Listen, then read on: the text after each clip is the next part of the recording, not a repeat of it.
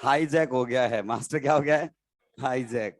तुम ये एंथ्रेस वालों को भी सिखा के जाओगे सबको? सीख गए? पूछ रहे होंगे भैया जी ये क्या था।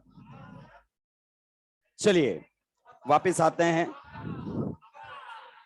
एनहाइड्राइड फॉर्मेशन पर। किस पर?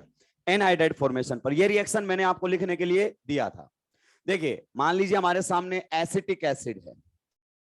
कौन सी एसिड है? एसिटिक। अगर आप इसको एसिड की प्रेजेंस में हीट करते हैं, क्या करते हैं? हीट। देखिए कल की क्लास में अपन ने इसके रिएक्शन को देखा होगा। H+ की प्रेजेंस में अगर इसको हीट किया जाए तो यहां से वाटर रिलीज हो जाता है। क्या रिलीज हो जाता है? वाटर। यहां से OH, यहां से H। उधर बनने वाला प्रोडक्ट आपको बताएगा कि यस ये रिएक्शन हमने पहले भी पढ़ी है। एनहाइड्राइड की रिएक्शन वाटर के साथ हम ऑलरेडी पढ़ चुके हैं। ये देखिए अगर इसके अंदर हम वाटर डाल देते हैं तो वाटर करेगा इसके ऊपर अटैक और ये निकलेगा बाहर खटैक। Reaction will go in backward direction. तो एनहाइड्राइड को जब आप आपस में रिएक्ट करवाते हैं in the presence of H+, in the presence of H+, तो हमारे सामने बन जाता है एसिड। सॉरी, एसिड को जब रिएक्ट करवाते हैं तो बन जाता है एनहाइड्राइड। क्लियर? वाटर रिलीज करना है। ये रिएक्शन ज्यादा नहीं आती है, लेकिन हाँ ये एरोमेटिक इलेक्ट्रोफिलिक सब्स्टिट्यूशन में हमसे पूछ लेता है। मान लीजिए ये हमारे सामने है कार्बोक्सिलिक एसिड, ये दिया हुआ है, इसकी रिएक्शन करवाई गई है H+ के साथ। हाँ रिवर्सिबल है, ये रिवर्सिबल है, वो एनसीईआरटी से नहीं फर्क पड़ता है। अबे कल की क्लास में क्या है, वाटर डालोगे तो ये रिएक्शन टूट जाएगी। It is just acting as a catalyst. Anhydride में वाटर डाला, रिएक्शन बैकवर्ड डायरेक्शन में आ जाएगी। ये दोनों रिएक्शन करेंगे, रिएक्शन कहां चली जाएगी? फॉरवर्ड डायरेक्शन में। उससे कोई फर्क नहीं पड़ता है। ये देखिए नेक्स्ट क्वेश्चन को आप गौर से देखेंगे। अगर इसको रिएक्शन करवाया गया H+ के साथ तो फिर से हमारे सामने किसकी फॉर्मेशन होगी? एनहाइड्राइड। यहां से वाटर रिलीज हो जाएगा और एनहाइड्राइड बन जाएगा। और एनहाइड्राइड में अगर हमने वाटर डाला तो वापस क्या बन जाएंगे? एसिड। ये बन जाएगा। ये आगे चलकर बहुत काम आएगा हमारे सामने जब हम पढ़ेंगे aromatic electrophilic substitution. Friedel craft alkylation और फ्रीडल क्राफ्ट असाइलेशन में ये काम आएंगे। फ्रीडल क्राफ्ट एल्काइलेशन और असाइलेशन में काम आएंगे। तो यहां से ज्यादा क्वेश्चन कुछ पूछने की उम्मीद है नहीं। अगली जो रिएक्शन है, reaction with ammonia and it's derivative. भाई क्वेश्चन ऑलरेडी आ चुका है। एनसीईआरटी की एक एक लाइन से क्वेश्चन उठाता है, एक एक लाइन। कुछ मेहनत ही नहीं करनी उसको। दूसरी बात, बच्चा चैलेंज नहीं कर सकता। सबसे सेफ साइड उसके लिए है, चैलेंज नहीं कर पाएगा। एनसीईआरटी में दिया हुआ है। अगर बाहर से क्वेश्चन बनाएगा तो उसको ऑथेंटिसिटी देखनी पड़ेगी। एनसीईआरटी में ऑलरेडी सब चीजें क्या है? सही है, और गलत भी है तो चेंज नहीं करेगा वो। हालांकि वो चैलेंज करने का मौका देता है, हजार रुपए ऐड लेता है, बदलता फिर भी नहीं है। आंसर अपना ही रखेगा जो उसने दिया है। नेक्स्ट हमारे सामने है reaction with ammonia and it's derivative. Reaction with ammonia, ये लिख चुके हो तुम, दोबारा लिख रहे, कुछ अक्षर नहीं लिख के लाए होंगे पक्का। Reaction with ammonia and it's derivative, and it's derivatives. Reaction with ammonia and it's derivative. देखिए बहुत सिंपल से रिएक्शन है। रिएक्शन के अंदर होना क्या है? मान लीजिए कार्बोक्सिलिक एसिड आपके सामने दिया हुआ है, रिएक्शन करवाई गई है किसके साथ? अमोनिया के साथ। ये लीजिए, सबसे पहले कौन सी रिएक्शन होगी? Acid base. अब इस रिएक्शन को दोबारा इस्तेमाल में लेगा, मैं आपको बता रहा हूं, इस रिएक्शन को दोबारा इस्तेमाल में लिया जाएगा। और उसका बहुत सिंपल सा फंडा है, क्योंकि यही जो रिएक्शन है, नई क्लास कहीं पहले स्टार्ट नहीं हुई, टाइम पे स्टार्ट हुई। इसका रीजन है क्योंकि अगले जो चैप्टर में हम रिएक्शन पढ़ेंगे, हॉफमैन ब्रोमामाइड डिग्रेडेशन, तो अमाइड यहीं से बना के लाएगा। सीक्वेंस रिएक्शन 101% बनाएगा। कब बनाएगा नहीं पता है, क्यों? क्योंकि उसने कई जगह एसिड को अमीन में कन्वर्ट करने के बोला हुआ है कि how will you convert this acid into this amine, एक कार्बन कम करके। और वो केवल हॉफमैन ब्रोमामाइड डिग्रेडेशन के सहारे हम कर सकते हैं। तो अभी तो उसने एक क्वेश्चन पूछा जो कि एनसीईआरटी से, एग्जैक्टली एनसीईआरटी से है, थिलामाइड सिंथेसिस। आपने किसी ने पेपर दिया हो तो देखा होगा, एग्जैक्टली कुछ चेंज नहीं करना उसको, सीधा क्वेश्चन उठा के पूछता है। तो ये हमारे सामने किसका काम करता है? एसिड। और ये किसका काम करता है? बेस। ये हमारे सामने है एसिड, ये क्या है? बेस। बताइए एसिड का पहला काम क्या होगा? प्रोटोनेशन। या बेस इसका क्या चुरा लेगा? H+। तो यहां पर हमारे सामने एसिड बेस रिएक्शन होगी, और एसिड बेस रिएक्शन होगी तो इस पर कैसा चार्ज आ जाएगा? पॉजिटिव। थोड़ा सा ध्यान देना, अगर केवल इतनी रिएक्शन दी हुई है, रुक जाना, क्योंकि यह सॉल्ट रूम टेम्परेचर पर स्टेबल होता है, यही रुकना पड़ेगा। क्या फॉर्मेशन हो गई हमारे सामने? अमोनियम। क्या बनकर आया है? Ammonium carboxylate. क्या बनकर आया है? अमोनियम कार्बोक्सिलेट हमारे सामने बनकर आया है। ये यहीं पर रिएक्शन रुक गई है। फिर इसको आपको हीट करना पड़ेगा, और जैसे ही आप इसको क्या करेंगे? हीट करेंगे, ये डिहाइड्रेट हो जाएगा और कन्वर्ट हो जाएगा किसके अंदर? अमाइड के अंदर। और बेटा मैं बता रहा हूं, आगे यही अमाइड थोड़ी देर में हॉफमैन ब्रोमामाइड डिग्रेडेशन रिएक्शन देगा। तो इसको सीक्वेंस रिएक्शन में 101% इस्तेमाल मिलेगा, 101% कंफर्म है। कब लेगा नहीं पता है। ये देखिए, क्योंकि दो रिएक्शन को कवर कर रही है रिएक्शन। ये हमारे सामने दिया हुआ है कार्बोक्सिलिक एसिड, रिएक्शन करवाई गई है अमोनिया के साथ। कई बार वो सीधा ही क्या लिख देता है? हीट, सीधा हीट लिख दिया है। तो सॉल्ट बनाएंगे क्या? अमाइड तक जाएंगे, अमाइड तक। अब यहां पर ट्रिक भी है, ट्रिक भी यहां पर काम करती है। यहां से मान लीजिए आप H और यहां से क्या ले लेंगे? NH2। तो यहां से कौन हट जाएगा? वाटर, और फॉर्मेशन हो जाएगी अमाइड की। ये सीक्वेंस रिएक्शन में आपको कई दफा दिखाई देगा। ये हमारे सामने बनकर आ गया है अमाइड। फिर डाई कार्बोक्सिलिक एसिड पर भी यही खेल खेलेगा। ये सारी रिएक्शन एनसीईआरटी की हैं। ये हमारे सामने होता है कौन सा एसिड? Phthalic acid. कौन सा एसिड है? Phthalic acid. ये एनसीईआरटी की रिएक्शन है। किसके साथ करवाई गई ये रिएक्शन? अमोनिया के साथ। Ammonia is taken in excess. क्यों? क्योंकि दो बार रिएक्शन करेगा। पहले किसकी फॉर्मेशन करेगा? सॉल्ट। सबसे पहले हमारे सामने फॉर्मेशन हो जाएगी सॉल्ट की। ये बन जाएगा माइनस और ये बन जाएगा प्लस। यहां पर भी बन जाएगा माइनस और ये बन जाएगा हमारे सामने प्लस। किसकी फॉर्मेशन हो गई है? सॉल्ट की फॉर्मेशन। अगर हीट नहीं दिया है, यही रुकेगी। फिर उसको किया जाएगा हीट। बताइए हीट करने पर क्या होगा? डिहाइड्रेट।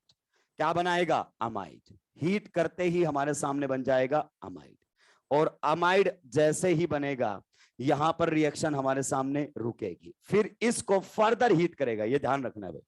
फिर लिखा है एनसीईआरटी ने कि वापस मैं इसको स्ट्रॉन्ग हीट करूंगा। क्या करूंगा? Strong heat. और ये रिएक्शन भी एक सीक्वेंस रिएक्शन का सेट तैयार करके देती है, जिसका नाम है गैब्रियल थिलेमाइड सिंथेसिस। क्योंकि इसमें जो इमाइड बन के आने वाला है ना, वही गैब्रियल थिलेमाइड सिंथेसिस में हम इस्तेमाल में लेंगे।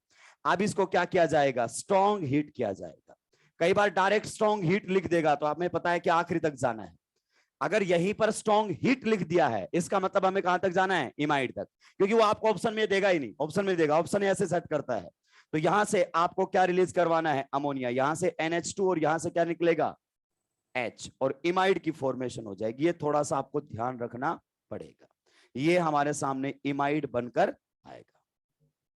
इमाइड की फॉर्मेशन हमारे सामने होगी, एंड प्रोडक्ट इमाइड है। और यहां से यहां तक का सफर आप सीक्वेंस रिएक्शन में कई दफा तय करेंगे, कई दफा। जब अपन सीक्वेंस रिएक्शन आने लगी ग्रुप पर, तो आप नंबर ऑफ क्वेश्चंस ऐसे देखेंगे जिसमें ये बनकर आएगा। अपने आप आपके दिमाग में सेट हो जाएगा कि ये इमाइड है। अब इमाइड के बारे में एक खास बात आपको बता दूं। बेसिक स्ट्रेंथ में देखिए, सबसे आगे हमारे सामने बेसिक स्ट्रेंथ में होते हैं aliphatic amines. Aliphatic amines are more basic than aromatic amines, aniline. क्योंकि अगला चैप्टर हमारा ऐसा ही चलेगा। और वापिस से बेसिक स्ट्रेंथ को पढ़ना, क्योंकि टॉपिक वाइज यही दिए हुए हैं सारे। हम जीओसी में उसको खींच ले जाते हैं, वो अलग बात है, लेकिन पेपर को यहीं से बनाता है वो रख के। तो ये हमारे सामने क्या बनेगा? इमीन, और सॉरी अमाइन। अमाइन से लेस बेसिक कौन होते हैं? अमाइड। और अमाइड से भी लेस बेसिक होते हैं इमाइड। ये अपने दिमाग में बात को उतार लीजिए। Imides are less basic than amides. ये कभी ना कभी आपके सामने बेसिक स्ट्रेंथ में जरूर फंसेगा ये क्वेश्चन, कभी ना कभी जरूर फंसेगा। चाहता तो इसको जीओसी में भी करवा सकता था, लेकिन यहां पर इसका मजा ही अलग है। फंसेगा ये क्वेश्चन।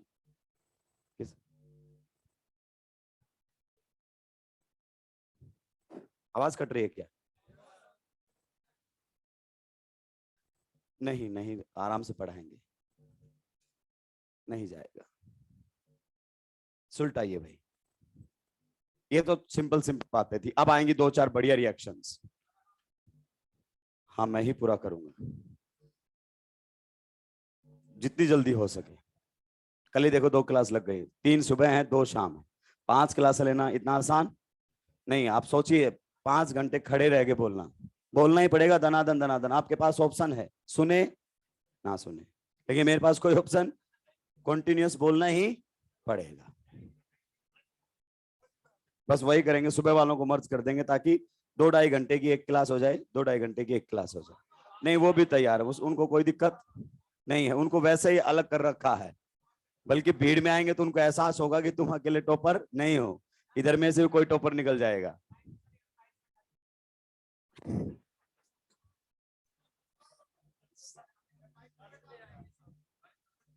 चलिए, नहीं अभी कुछ नहीं है, सब इंफॉर्मेशन आ जाएगी। जैसे उस दिन एक्स्ट्रा क्लास थी, कुछ लोगों ने कॉल किया कि सर हमारी एक्स्ट्रा क्लास है क्या, सुबह वालों ने। मैंने बोला नहीं नहीं है, बहुत सारे लोगों को कॉल आया। फिर मैंने ग्रुप पे डाला MAZ1 और MAZ2 की एक्स्ट्रा क्लास नहीं है। लोगों ने फैला दिया मार्केट में कि एक्स्ट्रा क्लास नहीं है। RD सर के पास कॉल जाने लगे, वो मेरे पास कॉल कर रहे हैं आपने क्लास कैंसिल कर दिया क्या। मैंने कहा नहीं, बच्चे कह रहे हैं आपने ग्रुप में डाला है कि कोई क्लास नहीं है। जिनको नहीं आना तो उन्होंने माहौल क्रिएट कर दिया। फिर वापस लिखा और उसमें साफ लिखा था MAZ1 और MAZ2 की नहीं है, जिनकी थी उनकी तो एज इट इज रहेगी। चलिए, हाँ करें। चलिए, ये सुलटा दिया है क्या। ये बेसिक स्ट्रेंथ का ऑर्डर आपको ग्लांस में कई जगह दिखाई देगा। ये बेसिक स्ट्रेंथ का ऑर्डर आपको ग्लांस में कई जगह दिखाई देगा। एलिफेटिक अमीन, फिर एरोमेटिक अमीन, फिर हमारे सामने कौन आएंगे, अमाइड्स, और फिर कौन आएंगे, इमाइड। दिस इज नॉट अमाइड, पहले भी बताया था, दिस इज इमाइड। ये इमाइड फंक्शनल ग्रुप हमारे सामने। अब क्या नंबर अभी किसी को नहीं दिए हैं, दिए जाएंगे तो सबको। ये किसी को नहीं दिए, ये आप बिल्कुल कंफर्म कर सकते हो। नहीं नहीं, वो उस बैच से लिए होंगे, उस बैच से लिए होंगे। YSY के एक फंडा अपने लिए, हर एक स्टूडेंट एक बराबर है, सीधी सी बात। क्योंकि कोई जिसको कोई ज्यादा है, मेल है, फीमेल है, टॉपर है, एवरेज है, कोई मेरे घर पे आके अलग से काम करके मुझे एलन सबको पढ़ाने के पैसे देता है, तो सबको बराबर पढ़ाया जाएगा। अब एक घर पे आके काम करने की बात कर रहा था मैं। सुलटा दिया है क्या। चलिए, अब आते हैं मेन रिएक्शन पर। नेक्स्ट हमारे सामने रहेगा रिडक्शन। नेक्स्ट रहेगा रिडक्शन। यहां से क्वेश्चन 101% बनेगा भाई। ये वो चैप्टर है जिसमें 2 पेज में से नीट 2021 ने 2 क्वेश्चन बनाए। 2 पेज लगातार, 2 पेज हैं। कितने क्वेश्चंस बनाए, 2। HVZ रिएक्शन और soda lime decarboxylation.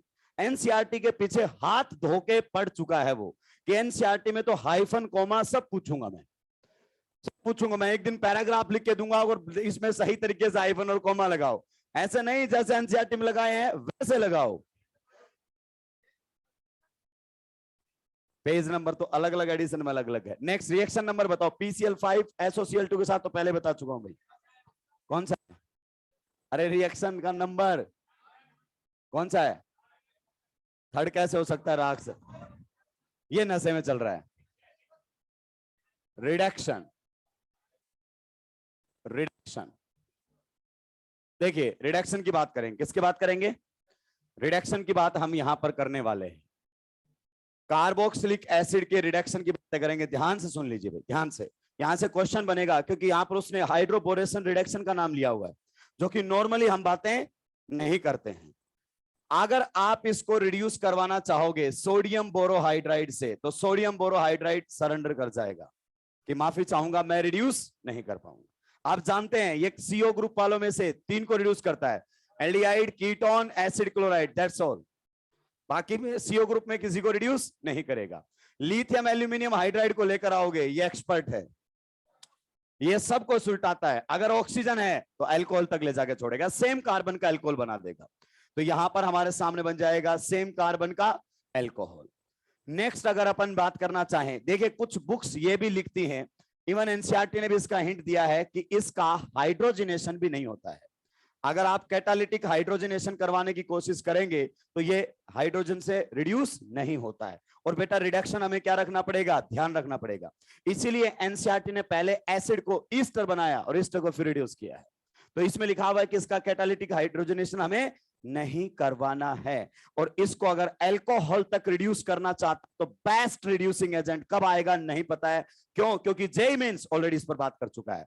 Hydroboration reduction, BH3 और डॉट THF ये खतरनाक तरीके से रिड्यूस करता है एसिड को, किसमें? एल्कोहल में। देखिए रिड्यूस तो लिथियम एल्यूमिनियम हाइड्राइड ने भी किया है, लेकिन BH3 के खास बात है ये सेलेक्टिवली रिड्यूस कर सकता है। क्या कर सकता है? सेलेक्टिवली। मान लीजिए एक कंपाउंड के अंदर ईस्टर फंक्शनल ग्रुप प्रेजेंट है, अमाइड फंक्शनल ग्रुप प्रेजेंट है और फंक्शनल ग्रुप प्रेजेंट है साइनाइड, उनको छोड़ते हुए सेलेक्टिवली इसको रिड्यूस कर जाएगा कार्बोक्सिलिक एसिड को। और एनसीईआरटी ने लिखा है वर्ड्स में कि acid can be selectively reduced in the presence of Easter, amide, nitro and cyanide group. और उसी पर ही जेईई मेंस ने क्वेश्चन बना दिया, वहीं पर ही जेईई मेंस ने क्वेश्चन बनाया।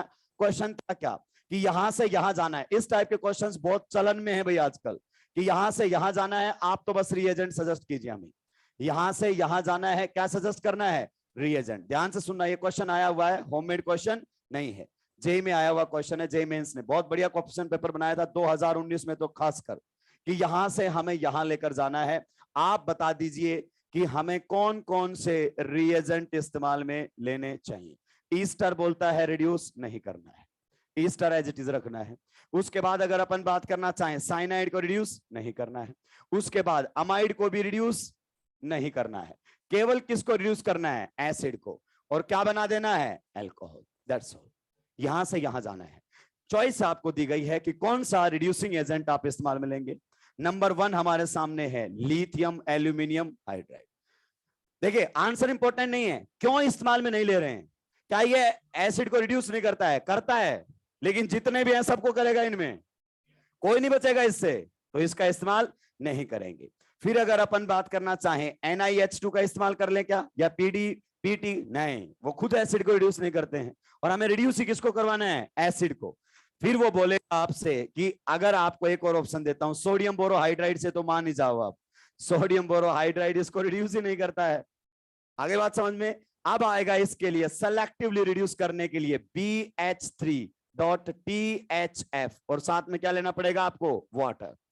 ये जो है ये करेगा सेलेक्टिवली रिड्यूस। देखिए ये बात एनसीईआरटी ने लिखी है, इन the presence of other functional groups carboxylic acid can be selectively reduced with the help of BH3, with the help of BH3। ये क्वेश्चन बनेगा, कब बनेगा नहीं पता है, क्योंकि एनसीईआरटी की एक एक लाइन चुनिंदा है, जो स्टैंडर्ड बुक्स ने ले लेकर एग्जांपल से समझाई है, उसने उन्हीं लाइंस को थ्योरी में लिखा है। केवल किसमें लिखा है? थ्योरी में, कि तू जाने तेरा काम जाने, पूछने के बाद मुझे ब्लेम मत करना।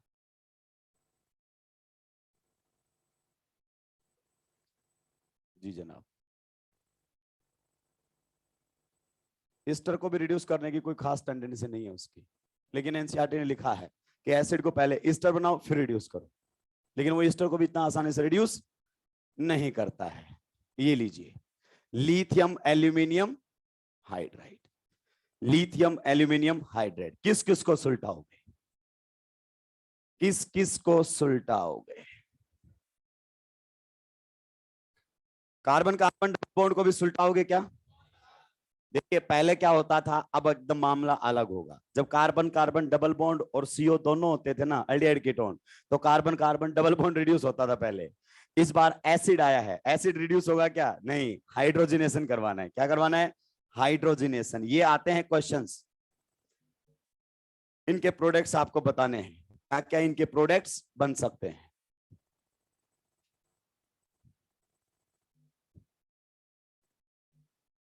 हाँ वो दोबारा होगा, अमीन्स के बाद वही स्टार्ट होगा, electrophilic addition reactions.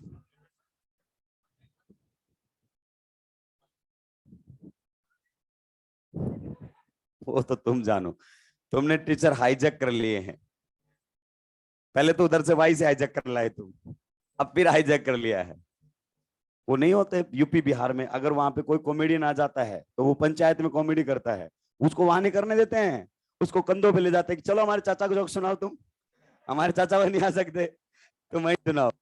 UP Bihar वालों का अलग ही मामला है।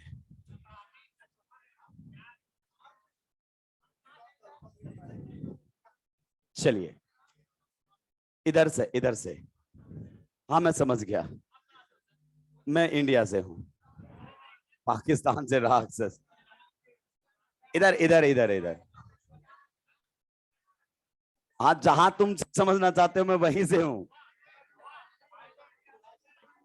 अबे इसका आंसर दो, इसका आंसर। क्या डबल बॉन्ड रिड्यूस करेंगे? नहीं, केवल कौन रिड्यूस होगा? ये देखिए, कुछ ओकेजनली केसेस पर ये डबल बॉन्ड रिड्यूस होता है, लेकिन हमें नहीं करना है, उससे केवल और केवल कंफ्यूजन क्रिएट होते हैं। वो पूछे जाने वाले क्वेश्चंस नहीं है, कभी नहीं पूछेगा नीट में। अब इसमें कभी ऐसा होता था कि ये सबसे बाद में रिड्यूस हुआ करता था, डबल बॉन्ड पहले सुलटता था, लेकिन आज जो आया है वो तो रिड्यूस ही नहीं होता है, तो इसको रिड्यूस होना पड़ेगा कि नहीं होना पड़ेगा? तो इसको किस में रिड्यूस कर देगा? अल्कोहल में। ये भाई रिडक्शन है, इसमें थोड़ा सा आपको ध्यान रखना ही पड़ेगा, रिडक्शन में थोड़ा सा केयरफुल रहना पड़ेगा। हालांकि रिडक्शन में आज तक उसने कभी उलझाया नहीं है, कभी नहीं उलझाता है, जितना उसने लिखा उतना ही वो पूछता है। तो ये हमारे सामने था रिडक्शन। इसमें सबसे ज्यादा ध्यान देने की किसकी जरूरत है? BS3। BS3 कब आएगा नहीं पता है, लेकिन पूछेगा जरूर, पूछेगा जरूर, सेलेक्टिवली आपसे रिड्यूस जरूर करवाएगा। नेक्स्ट जो रिएक्शन आएगी वो रहेगी डीकार्बोक्सिलेशन। और आज आप पहली बार R- को निकलते हुए देखेंगे। H- को पहली बार कहां निकलते हुए देखा आपने? कहां निकलते हुए देखा? Cannizzaro reaction. किसमें? कैनिजारो में। आज आप R- को निकलते हुए भी देखेंगे। बताइए उसका निकलना आसान रहेगा या उसका निकलना आरडीएस रहेगा? Rate determining step. तो नेक्स्ट हमारे सामने रहने वाला है कौन सा? रिएक्शन का नंबर बताओ। 6, सोडा लाइम डीकार्बोक्सिलेशन। अब इस पर नीट 2021 लिखकर भेजती है इस क्वेश्चन की, क्योंकि इतना आसान क्वेश्चन बना ही नहीं सकता कोई एग्जामिनर। NaOH दिया था या CaOH? एक देकर एक पूछा था कि मिसिंग बताइए इसके अंदर क्या है। इतना आसान। Soda lime decarboxylation, soda lime decarboxylation हमारे सामने। सोडा लाइम डीकार्बोक्सिलेशन, पहले सोडा लाइम बताओ क्या होता है? NaOH और साथ में CaO की कॉम्बिनेशन को क्या बोलते हैं? Soda lime. ये एक फिक्स रेशियो में लिए जाते हैं। NaOH कितना रहता है? 3:1। ये ध्यान रखना, अगली बार 3:1 पूछ लेगा, क्योंकि वो कुछ भी पूछ सकता है हल्के से हल्के लेवल पर। और रियलिटी यही है, क्योंकि अगर टफ क्वेश्चन वो बनाता है ना नीट 2016 जैसा, तो कट ऑफ आ जाएगी 450 तक। कहां तक आ जाएगी? मैंने जब पढ़ाना शुरू किया था 2014-13 के आसपास, कट ऑफ कितनी जाती थी? 510 वाले को बहुत अच्छा मेडिकल कॉलेज मिलता था। बहुत 510 मतलब बच्चा खुशियां मना रहा था कि सिलेक्शन हो गया। 510 अब आ जाए तो अगले फेज की तैयारी कर देता है वो, कि सामान घर ले जाऊं कि यहीं से रूम शिफ्ट कर लूं, दूसरा फेज कहां लगेगा। तो पेपर टफ बनाने से उसका क्या था कि बच्चा उस क्वेश्चन को छोड़ देता था, आने और ना आने का फर्क नहीं पड़ता था उस क्वेश्चन का। जब ऐसा क्वेश्चन पूछेगा, जिसने किया उसके नंबर बढ़ेंगे, और जिसने नहीं किया उसकी रैंक इतनी पीछे जाएगी पता भी नहीं कर सकता। एक एक मार्क्स पे मैं बताता हूं, जब एक लास्ट टू लास्ट ईयर जब मैंने पढ़ाया था, कितने बच्चे थे? 705 पर मेरे ही कम से कम नहीं तो 4 स्टूडेंट थे। एक की रैंक थी 77 या 78, अनिल चौधरी, क्लियर, 77 या 78। और एक बच्चे की 705 पर 103 रैंक। इतना फर्क एक ही नंबर पर, एक ही नंबर पर इतना फर्क। आप समझ रहे हैं? ये पेपर के आसान आने का नुकसान है, पेपर के आसान आने का नुकसान है। हम सोच रहे थे जिस बच्चे का कि 705 आ रहे भाई बहुत अच्छी रैंक आएगी, कम से कम नहीं तो टॉप 10 में तो आएगा। टॉप 10 में तो छोड़िए, पता नहीं कहां गया, 50 के पार गया। क्लियर? चलिए, तो इसमें 3:1 में ये लिया जाता है। रिएक्शन होती कैसे है? कार्बोक्सिलिक एसिड यहां पर है, कार्बोक्सिलिक एसिड की रिएक्शन करवाई जाती है NaOH और CaO के साथ, और हीट किया जाता है। क्या किया जाता है? हीट। एल्केन की प्रिपरेशन मेथड है। किसका प्रिपरेशन मेथड है? एल्केन। ये डीकार्बोक्सिलेट हो जाता है, एल्केन में कन्वर्ट हो जाता है, और यहां से CO2 गैस रिलीज होती है। डीकार्बोक्सिलेशन पर भी हम कुछ बातें करेंगे, चुनिंदा एसिड्स का डीकार्बोक्सिलेशन भी पढ़ेंगे। सोडा लाइम डीकार्बोक्सिलेशन, डीकार्बोक्सिलेशन का मतलब क्या होता है? Removal of CO2। अगर किसी रिएक्शन के अंदर CO2 गैस रिलीज होती है ड्यूरिंग द केमिकल रिएक्शन, तो उसे बोला जाता है डीकार्बोक्सिलेशन। क्या बोला जाता है? डीकार्बोक्सिलेशन। बहुत ही आसान मैकेनिज्म है, बहुत ही आसान मैकेनिज्म है। देखिए, इस रिएक्शन का मैकेनिज्म हम लिखते हैं, आप मुझे मैकेनिज्म सजेस्ट कीजिए। बेस भी है, एसिड भी है, क्या एसिड बेस रिएक्शन होगी या नहीं होगी? एसिड भी हो और बेस भी हो, और एसिड बेस रिएक्शन ना हो, ऐसा हो ही नहीं सकता। तो यहां पर अगर अपन बात करना चाहें तो COH के साथ पहले NaOH रिएक्शन करेगा, और जब NaOH रिएक्शन करेगा तो हमारे सामने बनेगा भाई सॉल्ट। क्या बनेगा? सॉल्ट। ध्यान से सुनना, इसे बोलते हैं sodium salt of carboxylic acid. ये बन गया है, ये हमारे सामने। अब इस सोल्ट को किया जाएगा हीट, हाई टेम्परेचर दिया हुआ है। जब आप इसको हीट करेंगे, अब आप सोचना, आपने दिमाग पे जोर डालना, सब्जेक्ट कितना कनेक्टेड है। आप बताइए क्या अब ये किसी न्यूक्लियोफाइल के साथ रिएक्शन करेगा? इतिहास गवाह इसने किसी के साथ रिएक्शन नहीं किया है। कहां कहां पर बना था ये? सबसे पहले CO2 पर RMGX की रिएक्शन से बना था ये, किसी को अटैक नहीं करने दिया। उसके बाद अगर अपन बात करें, एक बार ये स्टेरिफिकेशन जब हम करवा रहे थे तो गलती से हमने बेस ले लिया था, तो स्टेरिफिकेशन नहीं हुआ था, क्योंकि ये न्यूक्लियोफाइल के साथ रिएक्शन नहीं करता। आगे बात समझ में?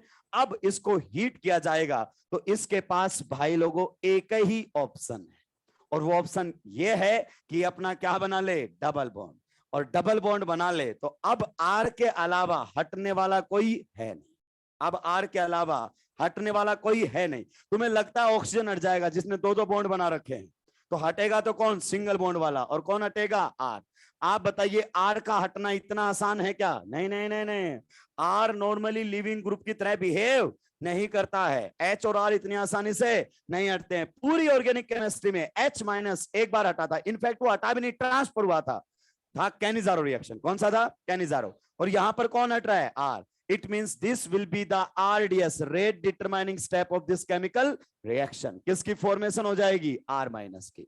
साथ में आप बताइए डबल बॉन्ड की फॉर्मेशन होगी क्या? यस, CO2 हमारे सामने बनेगा। बताइए एनायन की पहली रिएक्शन R- क्या करेगा? आपने बाल्टी भर के वाटर रखा हुआ है, क्या कर लेगा? प्रोटोनेशन, अपने ऊपर H जोड़ लेगा और किस में कन्वर्ट हो जाएगा? एल्केन में।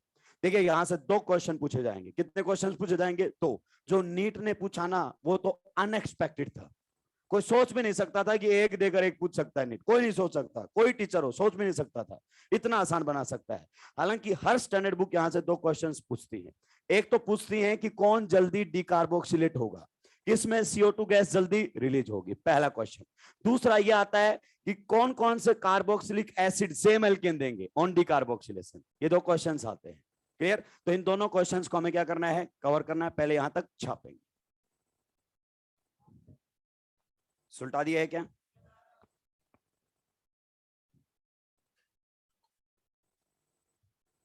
देखिए अब आपकी 2-2 क्लासेस चलेंगी, ठीक है, लेकिन अपनी स्टडी को डिस्टर्ब नहीं होने दोगे। आपका मेजर भी है, क्या है? मेजर भी है। ज्यादा ऑर्गेनिक आप यहां भी पढ़ लोगे तो काम चल जाएगा। बहुत सारे लोगों ने बायोलॉजी का साथ छोड़ दिया है। देखिए बायोलॉजी ने अगर आपका साथ छोड़ दिया ना बेटा, कुछ नहीं करवा सकते। ऑर्गेनिक इनऑर्गेनिक फिजिकल कुछ नहीं कर सकती, क्योंकि बायोलॉजी दोनों को मिलके है, फिजिक्स और केमिस्ट्री दोनों को मिलकर क्या है? बायोलॉजी। ये ध्यान रखना, आपका पूरा फोकस बायोलॉजी पर होना चाहिए। अक्सर मैंने देखा अल्फा के बच्चे बायोलॉजी में मार खाते हुए, जिसके भरोसे वो यहां तक पहुंचे थे कि ये मेरा सबसे स्ट्रॉन्ग है, वो धीरे धीरे उसका सबसे वीक बन जाता है। स्ट्रॉन्ग इसलिए था क्योंकि आप उसको पढ़ते थे, जिसको पढ़ोगे वो सब्जेक्ट स्ट्रॉन्ग बनेगा, इसमें कोई डाउट नहीं है। तो बिल्कुल बायोलॉजी पर आप बने रहे, सिलेक्शन कंफर्म आएगा, सिलेक्शन रुकने वाला नहीं है। लास्ट ईयर मैंने अल्फा वहां पढ़ाया था सुपथ में, बहुत सारे बच्चों ने क्रैक किया, बहुत सारे बच्चों ने 680, 650, 640, बहुत सारे। MAYY था, MAYY के बच्चे बहुत और भी बैठे हुए, बहुत सारे बच्चों ने क्रैक किया। एक बच्चे की तो मेरे को याद है कि जैसे ही मेरी एंट्री लॉकडाउन के बाद हुई थी, ऑनलाइन दूसरे सर ले रहे थे, ऑफलाइन मेरा था, तो उनको पता चला कि सर ऑफलाइन में आए हैं, ट्रेन पकड़ के वो आया था पढ़ने के लिए, क्या आप इधर आ गए ऑफलाइन में, मैं आ रहा हूँ। और वो फाइनली सिलेक्ट होके गया था। मैंने उसको एक बात बोली थी कि बेटा तू आ गया है ना, घर वालों ने रोका तेरे को जरूर होगा कि जब यहाँ तेरे से पढ़ाई किए जा रहा है तो उधर जाने की क्या जरूरत है। देखिए खर्चा बढ़ता है रहने का, घर पे खर्चा क्या होता है? कम होता है। इतना यहाँ पर बच्चा आ गया मतलब 15 से 20 हजार पर मंथ खर्चा बढ़ गया घर वालों का। नहीं हुआ ना तो बेटा बेइज्जती की बात बहुत भयंकर होगी। लेकिन भगवान की दुआ से उसने सिलेक्शन निकाल लिया, और अपने साथ भी यही सिचुएशन है, यही सिचुएशन है, क्योंकि आप लोगों ने रिस्क उठाया है। अब इसको सिलेक्शन में कन्वर्ट करना पड़ेगा, वरना दोबारा अगर तुम कहीं पर गए तो बोलोगे लास्ट ईयर तुमने बुलाया था उस सर को, उसको नहीं पढ़ाने दिया था, क्या हुआ तुम्हारे साथ? तो अब इसको सिलेक्शन में कन्वर्ट करना बहुत ही जरूरी है। हर चीज को चैलेंज के तौर पर जब तक नहीं लोगे सिलेक्शन नहीं होगा, सिलेक्शन नहीं होगा। ये बात अपने दिमाग में उतार लीजिए। आने वाले 1.5 महीने तक सब दिमाग से निकाल दो, केवल सिलेक्शन, केवल सिलेक्शन और सिलेक्शन। आजू बाजू क्या हो रहा है कोई फर्क नहीं पड़ता है। देखिए बिना त्यागे कोई महान नहीं बनता। 14 साल के वनवास में राम को भगवान बना दिया था, 14 साल के वनवास में। और तुम्हें तो कितने लेना है? अभी 1 महीना 1.5 महीना बचा, उसमें सबसे रिश्ता नाता दोस्त यारों से सबसे तोड़ के अपने 2 लोगों से जरूर बात करना, मम्मी से और बिल्कुल पेरेंट्स से बढ़कर कोई भी। कुछ लोग ऐसे होते हैं जो राक्षस कॉल भी नहीं उठाते हैं, मैं सो रहा था, मैं पढ़ रहा था, मेरे को डिस्टर्ब कर दिया। बेटा अगर तुम 2 बार कॉल नहीं उठाते हो उनका, टेंशन हो जाती है उनको।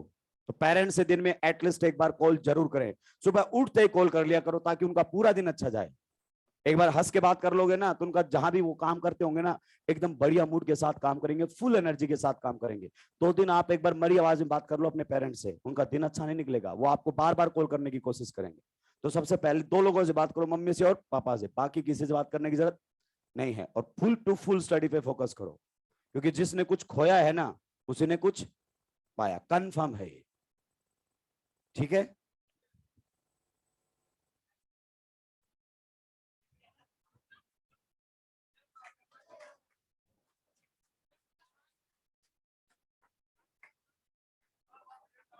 बिल्कुल लिया जा सकता है।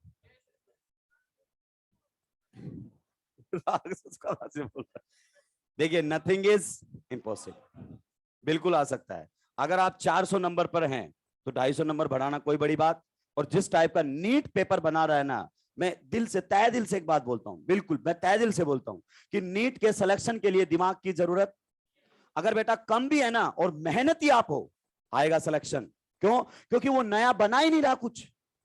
आप देखो रिपीटर ने इतिहास में पहली बार टॉप 10 में रैंक लाया है, एलन के इतिहास में रिपीटर पहली बार, और इसीलिए आप पर इतना फोकस किया जा रहा है, क्योंकि रैंक अब कहीं से भी आ सकती है। पहले हमारा फुल फोकस एंथ्यूज पर होता था, ये हमारी मेंटेलिटी थी कि एक फ्रेशर बच्चा ही टॉप 10 में आ सकता है, लेकिन एक बच्चे ने इसको ब्रेक कर दिया, ब्रेक कर दिया उसने। रिपीटर क्या लेकर आ गया? टॉप 10 के अंदर रैंक लेकर आ गया। तो कोई भी ला सकता है भाई, कोई भी ला सकता है।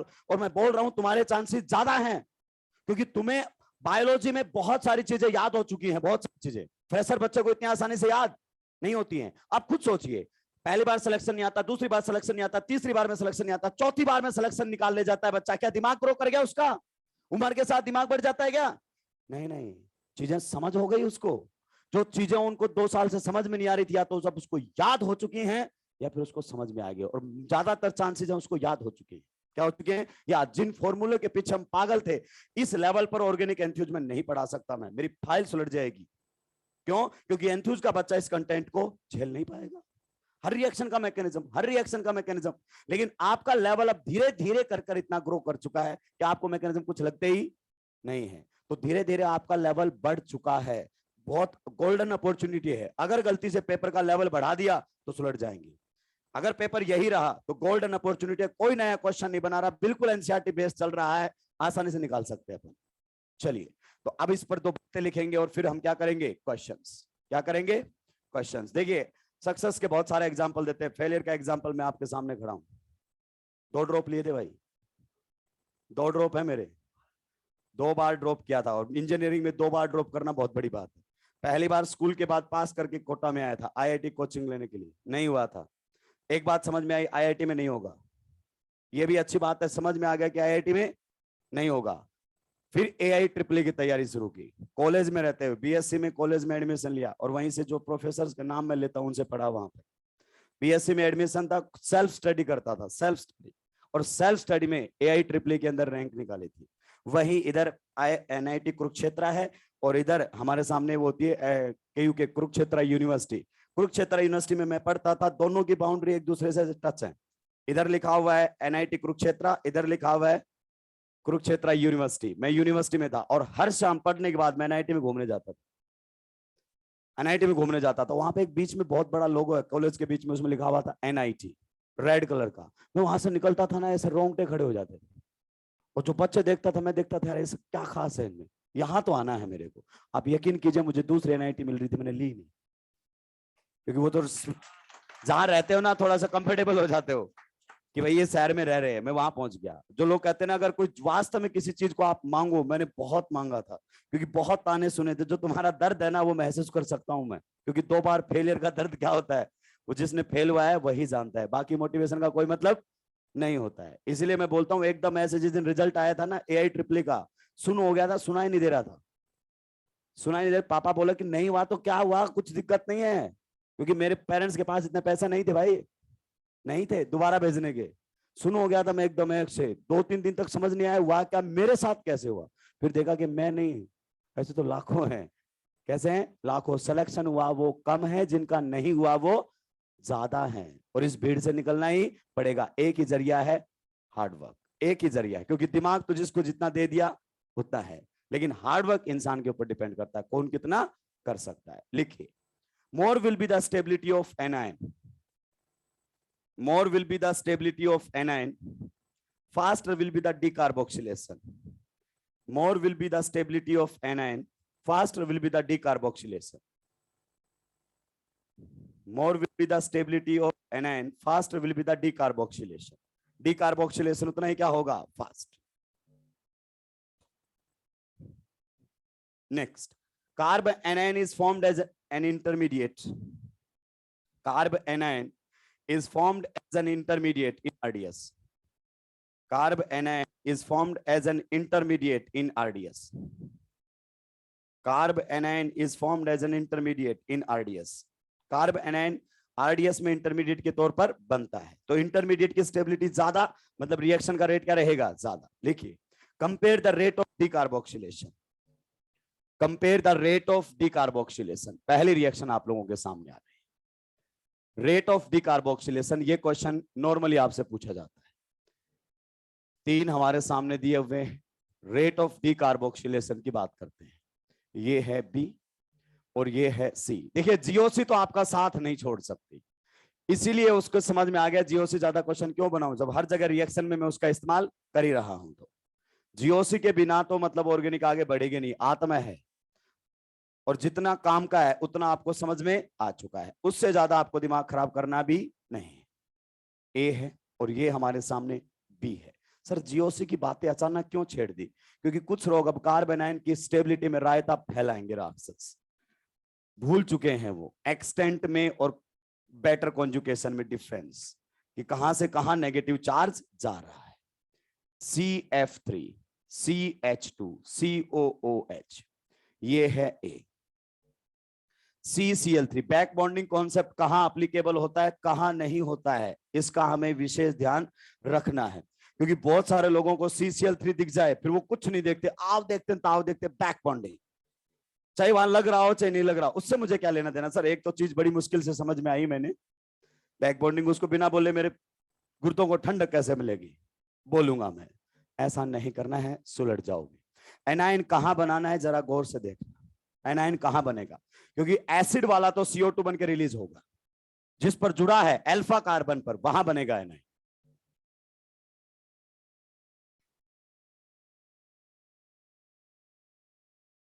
which gives same alkane on soda lime decarboxylation.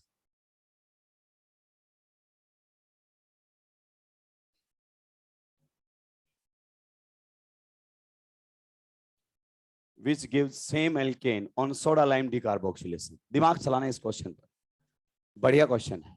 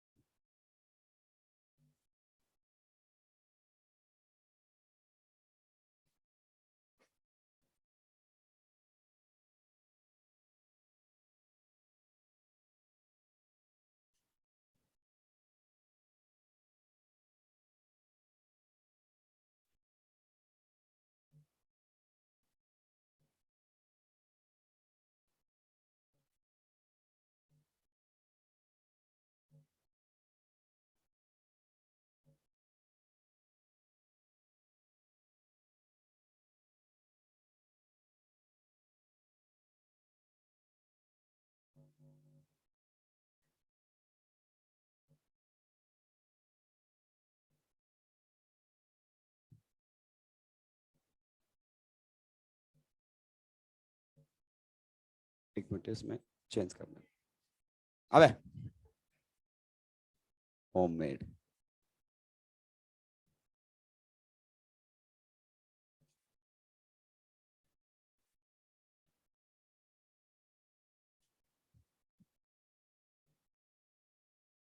Homemade से तो नफरत सी हो गई है तुम्हें।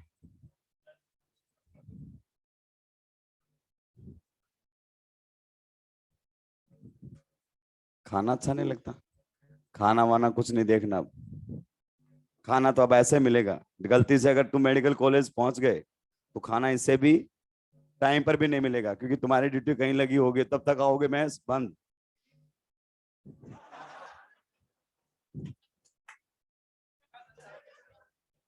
अलग लेवल पर चल रहा है सर, अपने रास्ते अलग है, कुछ नहीं किया जा सकता तुम्हारा, कुछ नहीं। ये अब मेरा भी आखिरी हलवा है, तुम इस बार निकल जाना, जिस जिसको जा जाना है चले जाना, उसके बाद मैं भी अल्फा से संन्यास लूंगा, लीडर पढ़ाऊंगा। क्या पढ़ाऊंगा? लीडर। मस्त रहेंगे बच्चे आराम से, जितना पढ़ा दिया उतना सही है, पता ही नहीं है कि किस सिलेबस में है क्या, बस आराम से पढ़ाओ, बढ़िया आराम से निकलो। यही तो दिक्कत है, पैसा बराबर है, टेंशन ज्यादा है, हार्डवर्क ज्यादा है। देखिए नेगेटिव नेगेटिव, पैसे तो क्या पता हमसे भी ज्यादा वाले हों। ये देखिए ये हमारे सामने है, 3 एनायन बने हुए हैं। सबसे पहले आप सोचिए एनायन वही बनेगा क्योंकि ये तो CO2 बन के निकलेगा, अल्फा कार्बन पर बनेगा। अब इन तीनों एनायन में से सबसे ज्यादा स्टेबल कौन सा है? Yes, absolutely correct answer. C में क्या आएगी? एरोमेटिसिटी। फिर कौन आएगा? बी। और फिर कौन आएगा? ए। तो जितना ज्यादा स्टेबल एनायन उतना ही फास्ट डिकार्बोक्सिलेशन।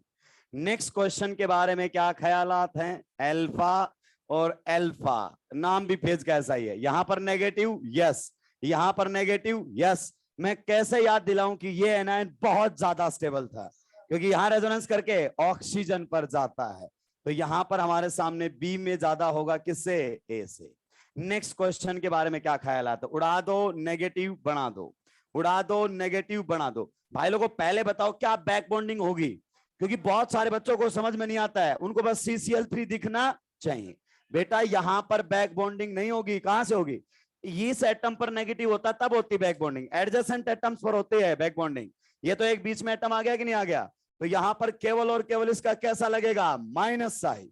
कैसा लगेगा? Minus sign. और CF3 माइनस आई में CCl3 का पापा है कि नहीं है? That's all. चलिए आगे बढ़े, नेक्स्ट क्वेश्चन में जवाब दीजिए। Which gives the same alkane on soda lime decarboxylation? Which gives the same alkane on soda lime decarboxylation? कौन देंगे? उड़ा दें, ये एल्केन बनेगी, उड़ा दें, ये एल्केन बनेगी, इसमें कौन सी बनकर आएगी? ये। तो इन दोनों में एल्केन क्या बनेगी? सेम, है ना? चलिए next, heating effect of carboxylic acids. देखिए टॉपिक एनसीईआरटी में नहीं है, लेकिन बहुत बार यहां से क्वेश्चंस आया है, बहुत बार यहां से क्वेश्चंस आया है। क्या हुआ? मैंने आंसर नहीं लिखा, मैंने नहीं लिखा, बहुत सोच समझ के नहीं लिखा है, मैंने जानबूझ के नहीं लिखा है। नहीं नहीं नहीं नहीं, कुछ गलत नहीं है, कुछ भी गलत नहीं है, कुछ गलत थोड़ी है। दिमाग से पैदल लोगों,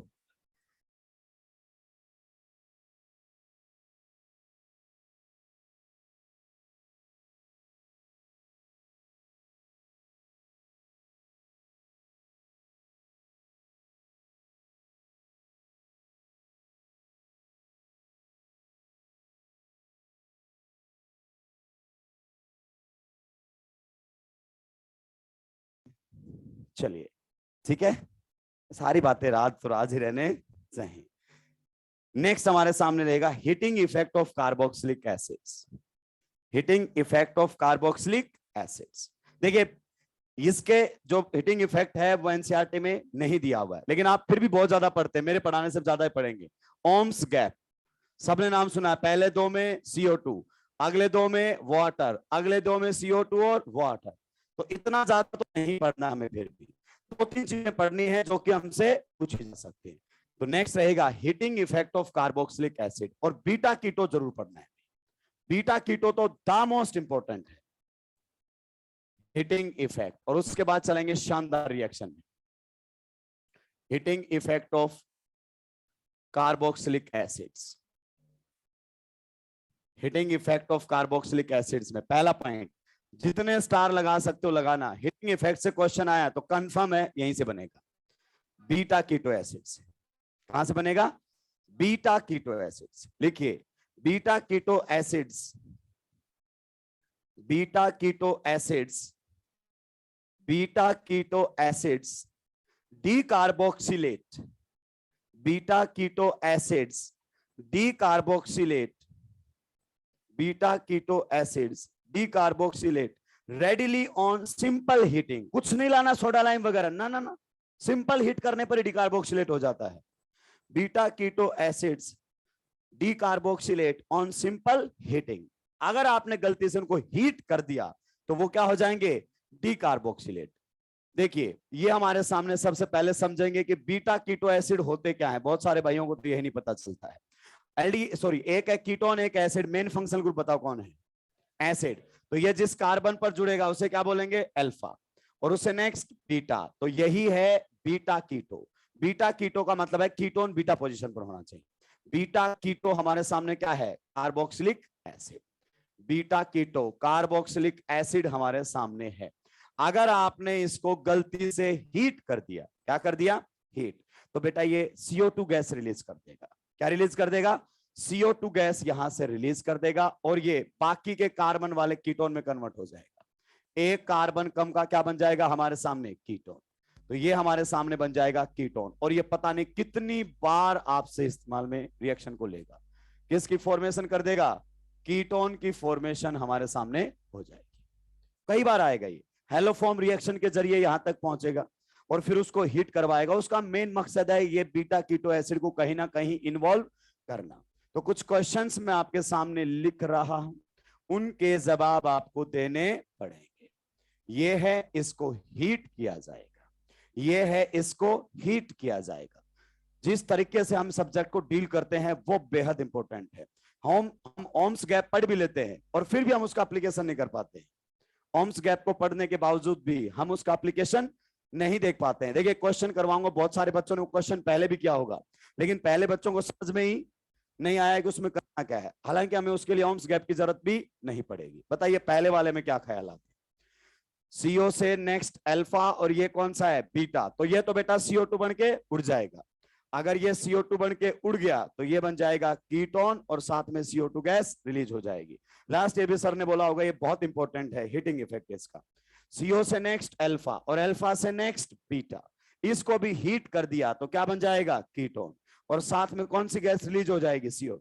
हालांकि टॉपिक एनसीईआरटी ने कहीं नहीं लिखा है, लेकिन जेईई मेंस, जेईई एडवांस यहां से क्वेश्चन पूछता है, और जेईई एडवांस जब पूछता है तो गलती से अगर कॉपी कर दिया तो हम तो सुलट ही जाएंगे। पहला ये है। दूसरा हमारे सामने है, अगर अल्फा कार्बन के ऊपर 2 COOH ग्रुप लगे, अल्फा कार्बन के ऊपर 2 COOH ग्रुप लगे हो, हालांकि वैसे इसको मेलोनिक एसिड बोलते हैं। क्या बोलते हैं, याद नहीं आएगा भाई, मेलोनिक की तरीके से पढ़ोगे क्वेश्चन नहीं बनेंगे। अल्फा कार्बन पर 2 COOH लगे हों और आपने गलती से क्या कर दिया, उसको हीट कर दिया, तो उसमें से एक CO2 बन के उड़ जाएगा और एक रह जाएगा।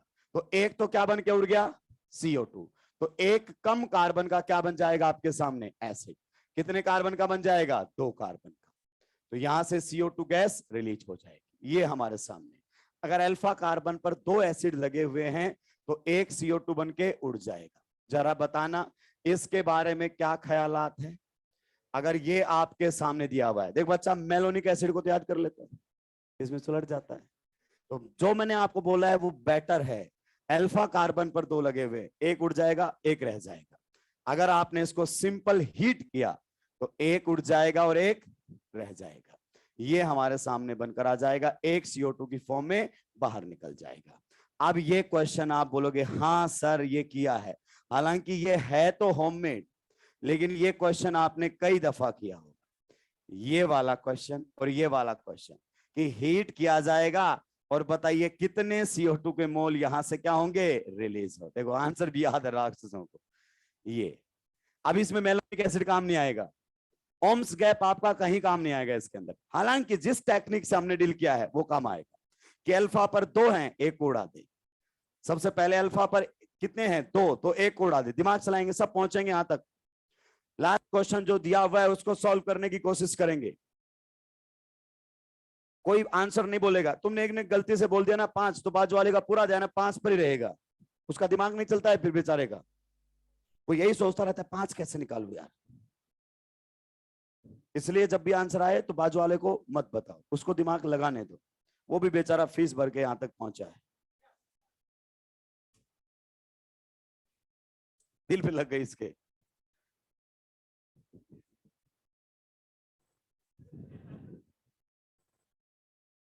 अबे अबे आपस में भिड़ते रहते हो।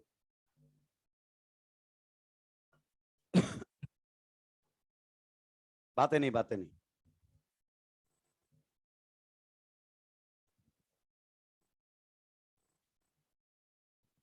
आंसर नहीं आया अभी तक।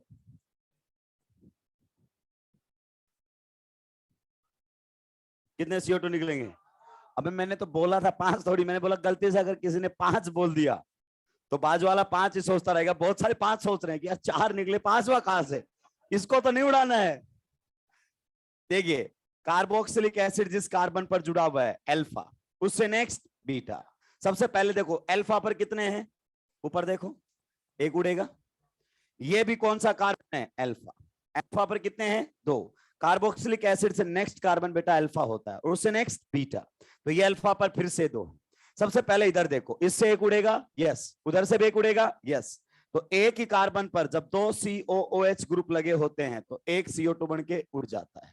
मैं स्टेप बाय स्टेप आगे बढ़ूंगा ताकि आपको समझ में आ जाए। 2 CO2 के मोल रिलीज हो गए, यस। फिर से देखिए ये कौन सा है, अल्फा, और ये कौन सा है, बीटा।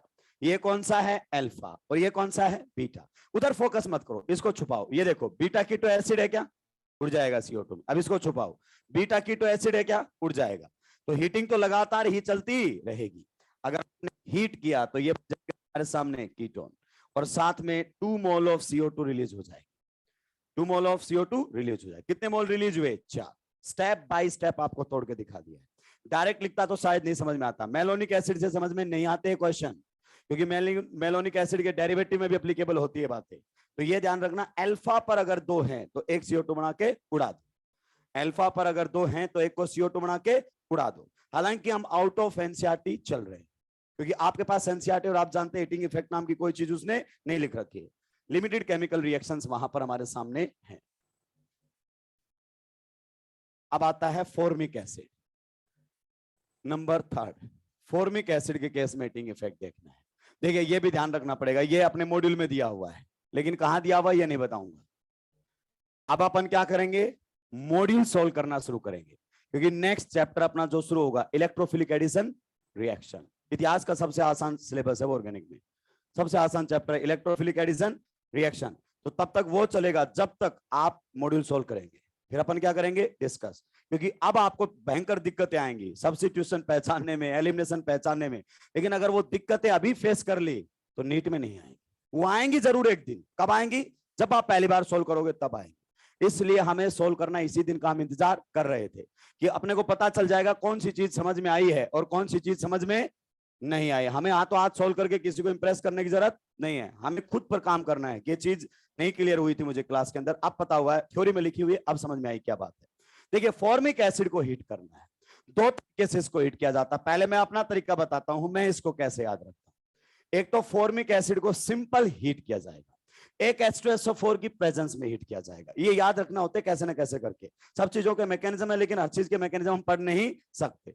तो देखिए कैसे याद करता हूं। H2SO4 डिहाइड्रेटिंग एजेंट क्या है, डिहाइड्रेटिंग। ये क्या चुराएगा यहां से, H2। अगर ये दिया हुआ है तो H2O पहले रिलीज करवाएंगे, बच क्या गया है, CO। तो देखिए जब इसको H2SO4 की प्रेजेंस में हीट किया जाता है तो CO2 रिलीज करता है, और सिंपल हिट करते हो तो CO2 रिलीज करता है। बस यही तो हमारे सामने डाउट होता है। क्वेश्चन जब भी आता था ऐसे बोलता है, when formic acid is heated which gas is release, CO2, CO 2-4 और बना देगा। When formic acid is heated in the presence of H2SO4 then which gas is release. मैं कैसे याद करता हूं, फॉर्मिक एसिड को 2 तरीके से हिट करता है, एक तो सिंपल हिटिंग है, एक H2SO4 की प्रेजेंस में। H2SO4 में वाटर निकालना ही निकालना है, डिहाइड्रेटिंग एजेंट है। तो यहां पर कौन सी निकलेगी, CO। अगर इधर CO निकलेगी तो वहां कौन सी निकलती है, CO2। याद रहता है, क्या रहता है, याद रहता है, लिंक करना ही पड़ेगा। ये हमारे सामने था heating effect. And the next और लास्ट रिएक्शन सबसे आखिर में लेकर आया हूं, किसको, HVZ को, क्योंकि HVZ पर रिसेंटली फिर से क्वेश्चन आया है। इतनी जल्दी रिपीट कर दे इतना तो बेवकूफ नहीं है। आप तो उसको बहुत तबीयत से पढ़ेंगे, और उसका नाम तो कई बार चला है। यूक्रेन युद्ध में उसके प्रेसिडेंट का नाम ही क्या है, जेलेंस्की, तो बार बार चला है। पहले एक दो बार ही सुनता था, मेरे को ढंग से उसका प्रोनाउंसिएशन नहीं आता था, लेकिन न्यूज चैनल वालों ने सिखा दिया। आधे तो इसी पर काम कर रहे थे। देखिए आप गलत प्रोनाउंस कर रहे हैं, युद्ध तो होता रहेगा। अगर आपने गलत प्रोनाउंसिएशन कर दिया तो एक युद्ध और करवा देंगे आप, कि पता चला इधर युद्ध हो गया है। तो पहले इसको ठीक से प्रोनाउंस करना सीखे। नेक्स्ट और लास्ट रिएक्शन रहेगी हमारे सामने HVZ reaction, Hell Volhard Zelinsky reaction. कौन सा है नाम, नंबर कौन सा है? 7 हीटिंग इफेक्ट है क्या? अबे नंबर ला डालू से पड़ता है HVZ रिएक्शन। हाँ जलेबी भाई, जो भी तुम बोलना चाहो। HVZ रिएक्शन, देखिए इसको आगे बढ़ाएगा कभी ना कभी, क्वेश्चंस में बात करेंगे। सबसे पहले ये रिएक्शन दी जाती है उन कार्बोक्सिलिक एसिड के थ्रू जिनके पास होते हैं अल्फा H। क्या होते हैं? एनसीईआरटी ने आप देखोगे ना तो साइड में लिखा हुआ है सब्स्टिट्यूशन ऑन अल्काइल चेन। बहुत खतरनाक लिखता है वो, कि इसमें फंक्शनल ग्रुप पर रिएक्शन नहीं होती है, फंक्शनल ग्रुप तो एज इट इज रहेगा, लेकिन चेन पर सब्स्टिट्यूशन होता है। अल्फा कार्बन हटकर क्या लग जाता है? Halogen. This reaction is given by carboxylic acids. This reaction is given by carboxylic acids. This reaction is given by carboxylic acids having at least one alpha H. This reaction is given by carboxylic acids having at least one alpha H. चलिए अब subject को थोड़ा सा link करते हैं। Alpha H की कहानी सुनते हैं। किसकी कहानी सुनते हैं? Alpha H. अल्फा एच सबसे पहले इंट्रोड्यूस हुआ एल्डोल में, उससे पहले टोटोमेरिज्म में। टोटोमेरिज्म शो करने के लिए एटलीस्ट एक अल्फा एच होना चाहिए था, यस। फिर आया एल्डोल में, एल्डोल को भी शो करने के लिए एटलीस्ट एक अल्फा एच होना चाहिए। फिर आया हेलोफॉर्म, हेलोफॉर्म में एल्डिहाइड और कीटोन में 3 अल्फा एच होने। अगर कोई अल्फा एच हटाकर आपने हेलोजन लगा दिया, हमें कोई ऐतराज, हम खुद रिएक्शन के मैकेनिज्म में हटाएंगे। फिर आया कैनिजारो में, उसने बोला एल्डिहाइड के पास अल्फा एच नहीं होना चाहिए। और फिर आया एसिड में, कि अगर एसिड के पास अल्फा एच है तो वह HVZ रिएक्शन शो कर सकता है। क्या शो करता है? HVZ रिएक्शन शो कर सकता है। अब इस रिएक्शन को ध्यान से सुनना, क्या होता है? बहुत सिंपल सी रिएक्शन है। मान लीजिए ये हमारे सामने दिया हुआ है कार्बोक्सिलिक एसिड, बहुत बढ़िया लेवल पर एनसीईआरटी में लिखा है, बहुत बढ़िया लेवल पर। देखिए एनसीईआरटी वाले की तारीफ तो करनी ही पड़ेगी, केमिस्ट्री तो उसको बढ़िया लेवल पर आते हैं, नो डाउट प्रोफेसर्स लिखते हैं, हमसे कहीं ज्यादा नॉलेज है उसकी। कहने को तो एच जो आपकी आती है HC वर्मा, प्रोफेसर ही अपना अपना इंडियन एक होता है भाई जिसको इतनी इज्जत मिलती है, ये बात तो मानिए आप। फिजिक्स की HC वर्मा सर की जो बुक है खतरनाक है भाई, मतलब 8 से 9 साल बाद पहले उनका एडिशन आया था। पहला एडिशन 8-9 साल बाद लॉन्च किया था उन्होंने, कि एरर लेस निकालना है। क्वेश्चन तो छोड़िए, जो उसके जो थ्योरी वाले क्वेश्चंस है ना वो नहीं होते हैं। मुझे याद है अपने टाइम पर मैंने चाव में बहुत भारी भारी किताबें खरीदी थी, रेसिनिक, वो कौन चाहती है, रेसिनिक हॉलीडे वो सारी, और ये HC वर्मा, इरिडो सब खरीद के साइड में रख दी। बहुत शानदार बुक है। तो इंडियन ऑथर्स बहुत ही कम है जो इतने ज्यादा पॉपुलर हुए। फिजिक्स में तो HC वर्मा सर के, IIT में भी धड़ाके चलती है और क्वेश्चंस भी वहां से बनते हैं। तो यहाँ भी जो लिखने वाले हैं वो IIT की प्रोफेसर ही है, एनसीईआरटी को लिखने वाले। इंटेक्स में देख लीजिए उनके नाम लिखे हुए कौन कौन कहां से है। तो यहाँ पर उसने जो लिखा है ना बहुत बढ़िया लिखा है।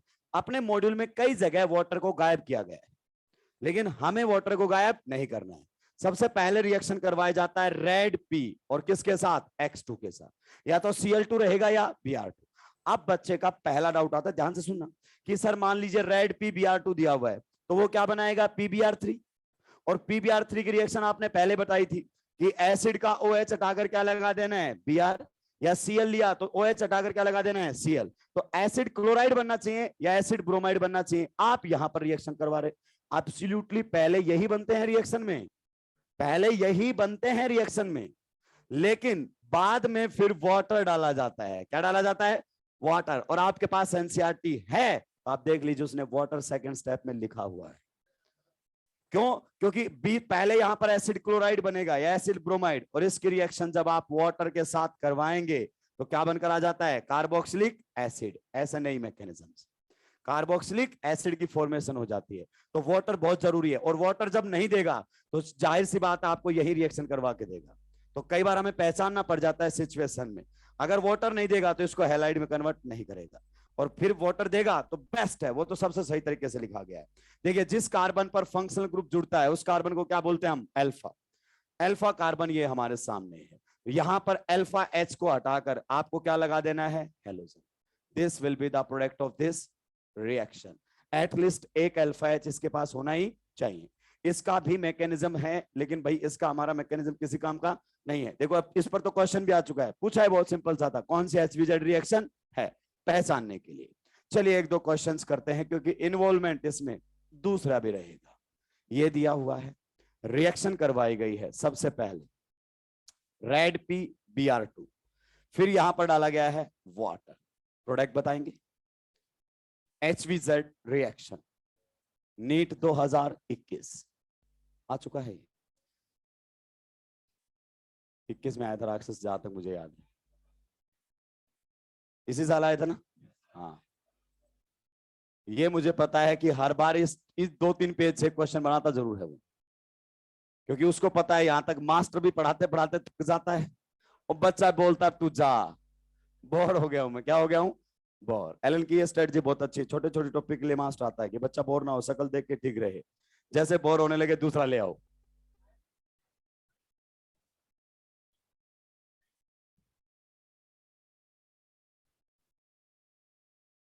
तुम्हारे चर्चे रहेंगे, मुझे भी याद रहेगा ये। M2A5 भी एक बैच था, उसके बाद तुम ही ऐसे क्रांतिकारी लोग मिले हो। समुन्नत में था M2A5 भी, मैंने बोला था कि भाई उस दिन मेरे को पहली बार लगा था कि मैं ठीक ठाक पढ़ा लेता हूँ, क्योंकि मेरे रहते रहते उन्होंने बहुत हंगामे किए थे और मैं आखिरी तक टिक गया। तब मेरे को लगा कि हाँ ये धंधा ठीक है, चल सकता हूँ भी कुछ दिनों तक। अगर हंगामे हुए तो फिर मैच वैच खोलनी पड़ेगी, कोई हॉस्टल लीज पर लेना ही पड़ेगा, फिर लिखना पड़ेगा एक्सेलेंट फैकल्टी। आप हमारे यहाँ रहिए, डाउट फ्री में सोल्व किए जाएंगे।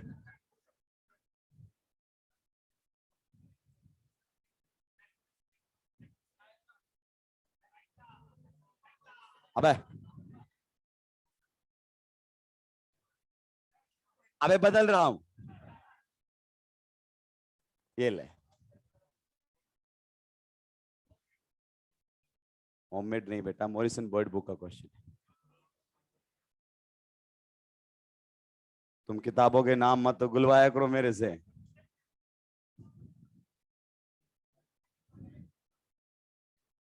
देखो मैं ऐसा रिस्क लेता ही नहीं हूं, होममेड क्वेश्चन का मैं रिस्क का कभी नहीं लेता हूं, क्योंकि देखो जब किसी स्टैंडर्ड बुक का क्वेश्चन होता है ना, एक्सप्लेनेशन गलत हो सकती है, आंसर फिर भी सही रहेगा, क्योंकि आंसर तो मैं देख के आता हूं, सीधी सी बात है। एक्सप्लेनेशन फिर भी चल जाती है, आंसर गलत हो जाए बहुत बड़ी बात है। और ऑर्गेनिक में तुमने सोचा, ये तुम्हारी पहली गलती होती है, तो आंसर तो 100% सही होना ही चाहिए। चलिए ये हमारे सामने क्वेश्चन है, रिएक्शन है HVZ। बताइए क्या ख्यालात है, बढ़िया तो तुम हो ही।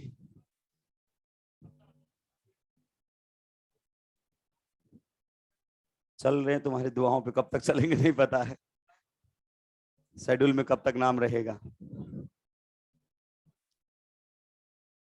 बताइए क्या ख्यालात है पहले क्वेश्चन में। ये तो बहुत सिंपल सी रिएक्शन है, HVZ रिएक्शन, अल्फा एच हटा दे, Br लगा दे, यहां पर हमारे सामने लगेगा Br, यहां पर हमारे सामने रहेगा COOH। Clear.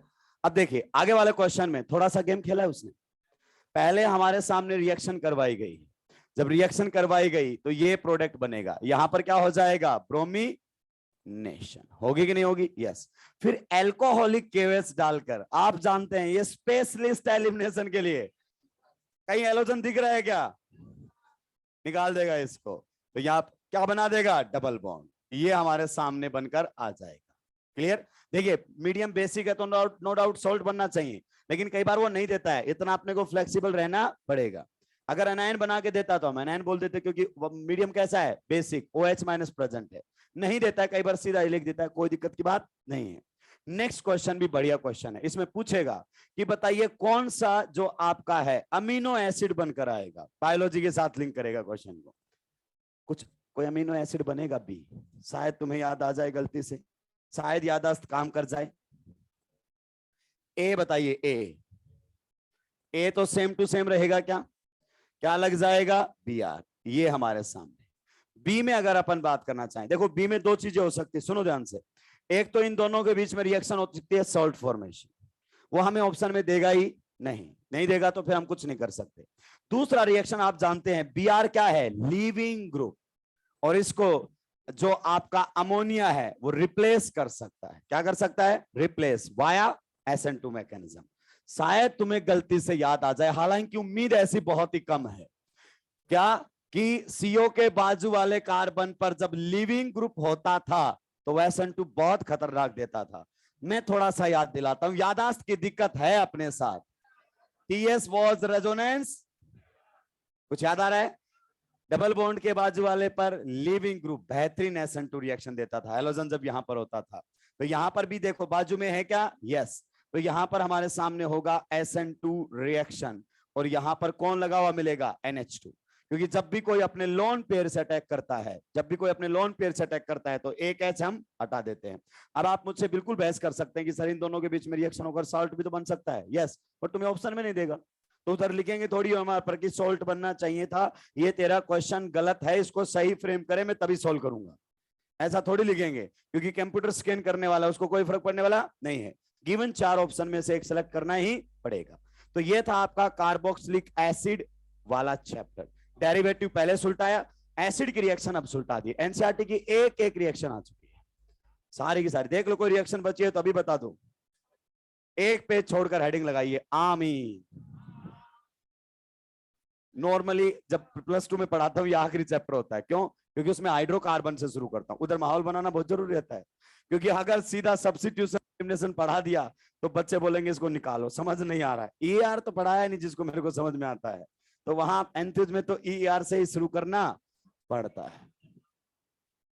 Chapter amines, at least 1 से 2 क्वेश्चन कंफर्म है भाई। चैप्टर अमीन्स से एट लीस्ट 1 से, नाम आप खुद जानिए। हाँ सही बोल रहे हैं, एलानिन सही है। नेक्स्ट हमारे सामने है अमीन, एटलीस्ट 1 से 2 क्वेश्चन आएंगे, कंफर्म आते हैं, हर साल आते हैं, और इस चैप्टर में भी बहुत सारी बातें छुपी हुई हैं, हमने ध्यान नहीं दिया वो अलग बात है, क्योंकि इस चैप्टर को हम ज्यादा इज्जत देते नहीं है। डाइजोनियम सोल्ट को अलग से पढ़ लेते हैं, फिर बाकी रिएक्शन को ESR में, बाकी कपलिंग अलग अलग पूरे चैप्टर को तोड़ रखा है, पता नहीं चलता कि एनसीईआरटी में बातें हैं कहां। सबसे पहले अमीन्स के सारे स्टेप्स 1 बाय 1 कवर करेंगे प्रिपरेशन मेथड को लेते हुए। तो पहले हम देखेंगे इसके प्रिपरेशन मेथड्स, और प्रिपरेशन मेथड्स में 2 फेमस नेम रिएक्शंस हैं, एक तो है गैब्रियल थिलामाइड सिंथेसिस और एक है हॉफमैन ब्रोमामाइड डिग्रेडेशन। मैं आपको फिर बता दूं इन दोनों से क्वेश्चन आने की पॉसिबिलिटी कम है। उसके अलावा अमाइड के रिडक्शन से दिया हुआ है, नाइट्रो एल्केन के रिडक्शन से, नाइट्रो बेंजीन के रिडक्शन से। रिएक्शन जितनी सिंपल होगी ना क्वेश्चन वहीं से बनाएगा नीट, मैं आपको बता रहा हूं। देख लो पिछले में एल्डोल, कैनिजारो, हेलोफॉर्म, हाथ तक नहीं लगाया उसने, क्योंकि उसको पता ऑर्गेनिक में ले देकर मास्टर यही पढ़ाता और बच्चे यही 2-3 रिएक्शन पढ़ते हैं इसके अंदर 12th की एनसीईआरटी में, इसलिए पेपर में बिल्कुल आसान आसान चीजें रखता है। तो चलिए पहला प्रिपरेशन मेथड हमारे सामने रहेगा गैब्रियल थिलामाइड सिंथेसिस। गैब्रियल थैलाइमाइड सिंथेसिस, इमाइड है अमाइड नहीं, स्पेलिंग राक्षस।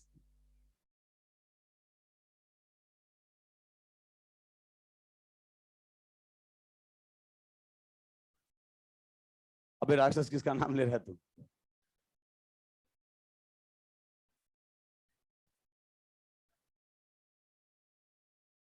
अपने को खाने से मतलब अपने क्या फर्क पड़ता है।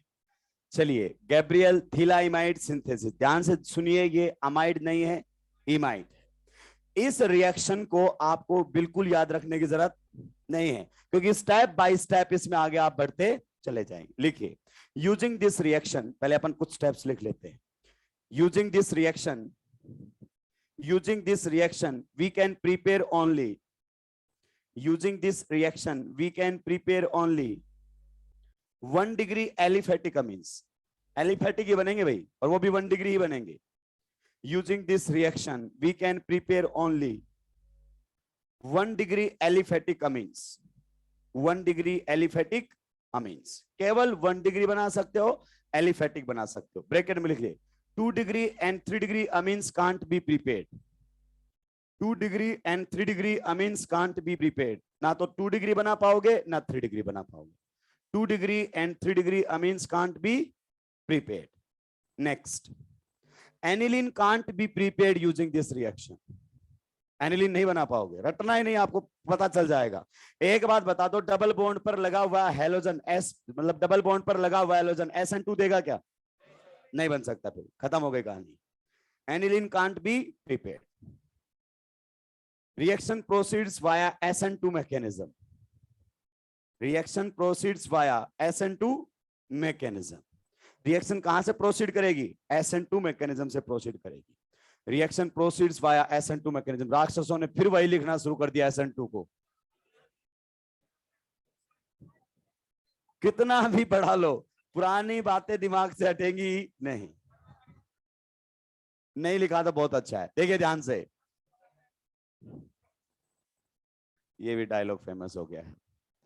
देखिए गैप, ये हमारे सामने दिया हुआ है, पीएच साइलेंट है, थैलाइमाइड।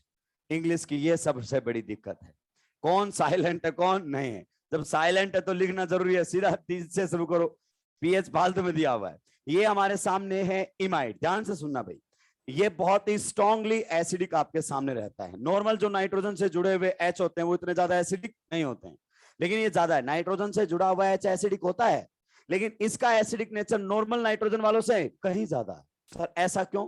क्योंकि आप एक बार इसका कॉन्जुगेट बेस बना के देखो, H हटा नेगेटिव बना, इधर भी रेजोनेंस उधर भी रेजोनेंस, लॉटरी लग गई इसकी तो। क्लियर?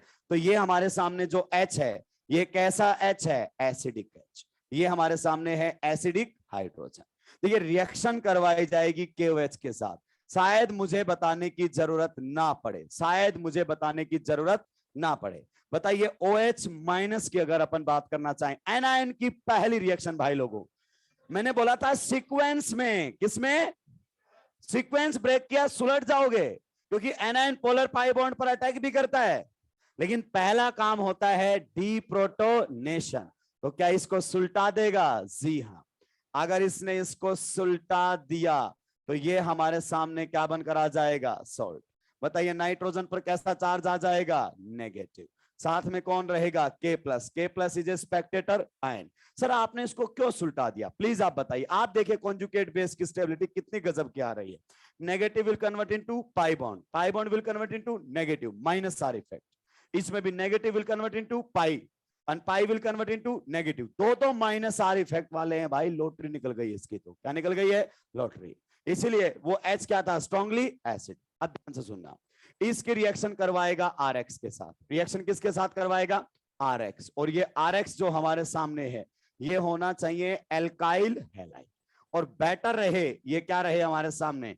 1 डिग्री। बेटर रहे, ये क्या रहे? 1 डिग्री। क्यों बताओ? एनायन बन चुका है। एनायन का पहला काम प्लीज बताइए, कोई एसिडिक हाइड्रोजन नहीं है। दूसरा नहीं है। तीसरा SN2 या फिर E2, इसीलिए हम 1 डिग्री लेते हैं, कहीं एलिमिनेशन ना हो जाए। तो ये करेगा इसके ऊपर अटैक और बॉन्ड टूटेगा, attack, and this mechanism is SN2। इसीलिए बोला था reaction proceeds via SN2 mechanism. अगर SN2 से प्रोसीड करेगी तो कुछ इसी को सब्स्टिट्यूशन में सुलटाने की कोशिश करते हैं इस रिएक्शन को, फिर तो चैप्टर पूरा ही क्या हो जाएगा? खत्म। इसीलिए बच्चा रहता है कंफ्यूज कि एनसीईआरटी पढ़ूं या ना पढ़ूं। अब आपको पता चल रहा है एनसीईआरटी सारी चल रही है, टेंशन लेने की जरूरत ही नहीं है, अपनी नोटबुक पर ही फोकस करना है। यहां तक पहुंच गए हैं? यस। आप बताइए भाई लोगों, आप बताइए, अगर मैं यहाँ क्लोरोबेंजीन ले लेता, क्या ले लेता? क्लोरोबेंजीन, तो क्या मैं रिएक्शन करवा पाता? नहीं करवा पाता, क्योंकि ये तो SN2 देता ही। जरा सुनना मेरी बात को, अगर मैं इसकी ऑर्थो पर या पैरा पर NO2 लगा देता तो फिर क्या हो जाती? SNAR। सब्स्टिट्यूशन हो सकता था, लेकिन यहां तो कोई चांसेस नहीं है। ये बन गया। अब इसका क्या करवाया जाएगा? हाइड्रोलाइसिस। तो यहां पर हमारे सामने रखा जाएगा एक्वस KOH। क्या रखा जाएगा? Aqueous KOH। आप जानते हैं जब भी कार्बन नाइट्रोजन के बॉन्ड तोड़ते हो, नाइट्रोजन की साइड H, कार्बन की साइड OH, नाइट्रोजन की साइड H, कार्बन की साइड। पहले बताओ नाइट्रोजन के ऊपर कितने H आएंगे? 2। क्या ये H कभी कभी आएंगे कि हमेशा आएंगे? कोई सा भी तू R ले ले, नाइट्रोजन पर हमेशा ही क्या आएंगे? 2H। इसीलिए यहां से केवल और केवल बनता है 1 डिग्री एलिफेटिक। क्या बनता है? 1 डिग्री एलिफेटिक हमारे सामने। एरोमेटिक बनाना है तो नाइट्रोजन पर क्या लगाना पड़ेगा? बेंजीन। बनाना पड़ेगा नहीं? बेंजीन हम लगा नहीं सकते, क्योंकि बेंजीन के लिए फिर ये जो आर है ये क्या होना पड़ी चाहिए? बेंजीन। और ये SN2 देता नहीं, तो परेशान होने की जरूरत ही नहीं है। साथ में क्या बनेगा? एसिड। यहां पर भी क्या लगेगा? OH। यहां पर भी क्या लगेगा? OH। जरा बताओ मीडियम कैसा है? KOH है। तो बेसिक मीडियम में एसिड एसिड रहता है कि सोल्ट बन जाता है? तो ये बन जाएगा ओके। क्या बन जाएगा? ओके। पोटेशियम का सोल्ट यहां पर हमारे सामने बनकर आ जाएगा। हमें फोकस करना है किसके ऊपर? अमीन पर। 1 डिग्री अमीन बना है, आप 2 डिग्री कभी नहीं बना सकते। अगर आपने यहां पर अल्काइल ग्रुप कुछ ऐसा भी ले लिया ना भाई, तो भी 2 डिग्री नहीं बनेगा। क्यों? क्योंकि ये सीधा जाकर कहां जुड़ेगा? नाइट्रोजन पर। हम अमीन्स की डिग्री ये देखकर बताते हैं कि नाइट्रोजन पर कितने आ रहे हैं, कार्बन की डिग्री से नहीं बताते कभी भी। कार्बन की डिग्री से नहीं बताते, क्योंकि कुछ लोग कंफ्यूज हो सकते हैं। अगर मैं आपसे पूछूं, बता सकते हैं ये कौन सी डिग्री का अमीन है? 1 डिग्री का। तो कुछ सोच रहे होंगे कि सर अपन यहाँ पर सेकेंडरी अल्काइल हैलाइड ले ले, तो ले ले भले ही, डिग्री तो कौन सी बनेगी? 1 डिग्री ही बनेगा। क्योंकि नाइट्रोजन पर हमेशा कितने एच आएंगे? 2। हमेशा 2 एच आएंगे। छापिए फिर आगे बढ़ेंगे।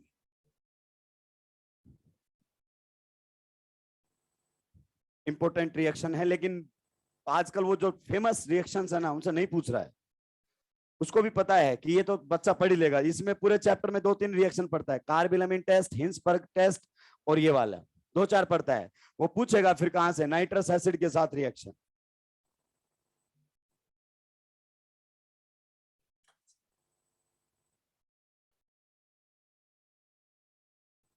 आर मान लीजिए तूने ये 2 डिग्री अल्काइल हैलाइड ले लिया, तो ये एच जाके नाइट्रोजन पर जुड़ेगा।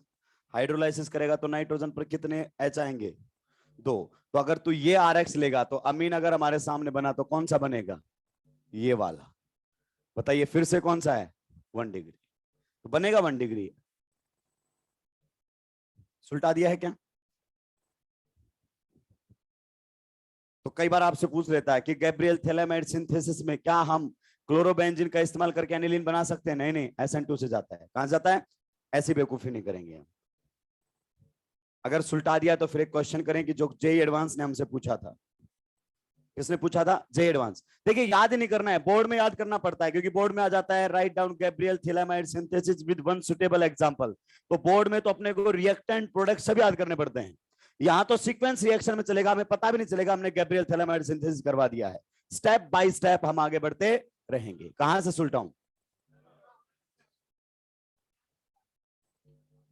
लीजिए मैं यहां लिख देता हूं, जिन्होंने सुलटा दिया है वो क्वेश्चन करना शुरू करेंगे, और कुछ पुरानी बातें अब लौट लौट कर आप लोगों के सामने आएंगी। इस एसिड का नाम बताइए पहले तो क्या है?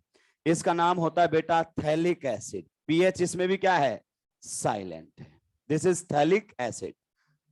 इसकी बोलता है रिएक्शन करवा दी है अमोनिया के साथ, और अमोनिया बोलता है घबराना मत, एक्सेस में दे रहा हूं। ठीक है, प्रोडक्ट ए बना। फिर बोलता है मैंने इसको हीट किया, प्रोडक्ट बी बना। फिर बोलता है मजा नहीं है, मैंने उसको और स्ट्रांगली हीट किया, स्ट्रॉन्ग हीटिंग किया। मैंने बोला था ना कि इस्तेमाल करेगा कभी ना कभी उसका।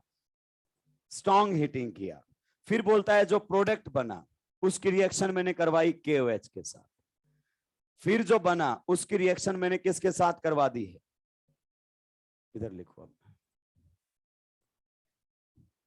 ये इतना तो साफ कर लो कि फिर हमने इसकी रिएक्शन करवाई इथाइल ब्रोमाइड के साथ। ये अबे राख सीधा मत बताया, अगर बाजू वाले दिमाग नहीं चलेगा। ये बना। फिर हमने उसकी रिएक्शन करवाई H2O.OH-। ये लीजिए, पीछे की जो रिएक्शन थी वो वापस आ चुकी है, और ये कई बार आपके सामने रिपीट होगी, कई बार। चले दिमाग चले। अबे राख से इतना लिख के बैठ गए, तुम्हें सोल्व करना है ये। उसने तो आंसर बताया, बीच के स्टेप भी तो लिखोगे। नहीं सर, बीच के स्टेप इंपॉर्टेंट नहीं है। ये आंसर यहां बता रहा है, पेपर में नहीं बताएगा। पेपर में तो चाहे तुम इसकी शर्ट फाड़ देना, पीछे मुड़ के भी नहीं देखेगा, और जैसे ही उसके हाथ से पेपर छीन लिया जाएगा, बोले क्या कह रहा था भाई? क्या तेरा कोई मतलब भी नहीं है, टाइम पर तो तू बोला नहीं। क्या हुआ? ये वाला स्टेप, कार्बन नाइट्रोजन बॉन्ड तोड़ा हाइड्रोलाइसिस से। जब भी अपन हाइड्रोलाइसिस करते हैं तो इसको इस प्रकार से ब्रेक करते हैं। कल की क्लास में बोला था मैंने, कार्बन की साइड OH, नाइट्रोजन की साइड H, एक H आ गया नाइट्रोजन पर। कार्बन की साइड सॉरी नाइट्रोजन की साइड H, कार्बन की साइड OH।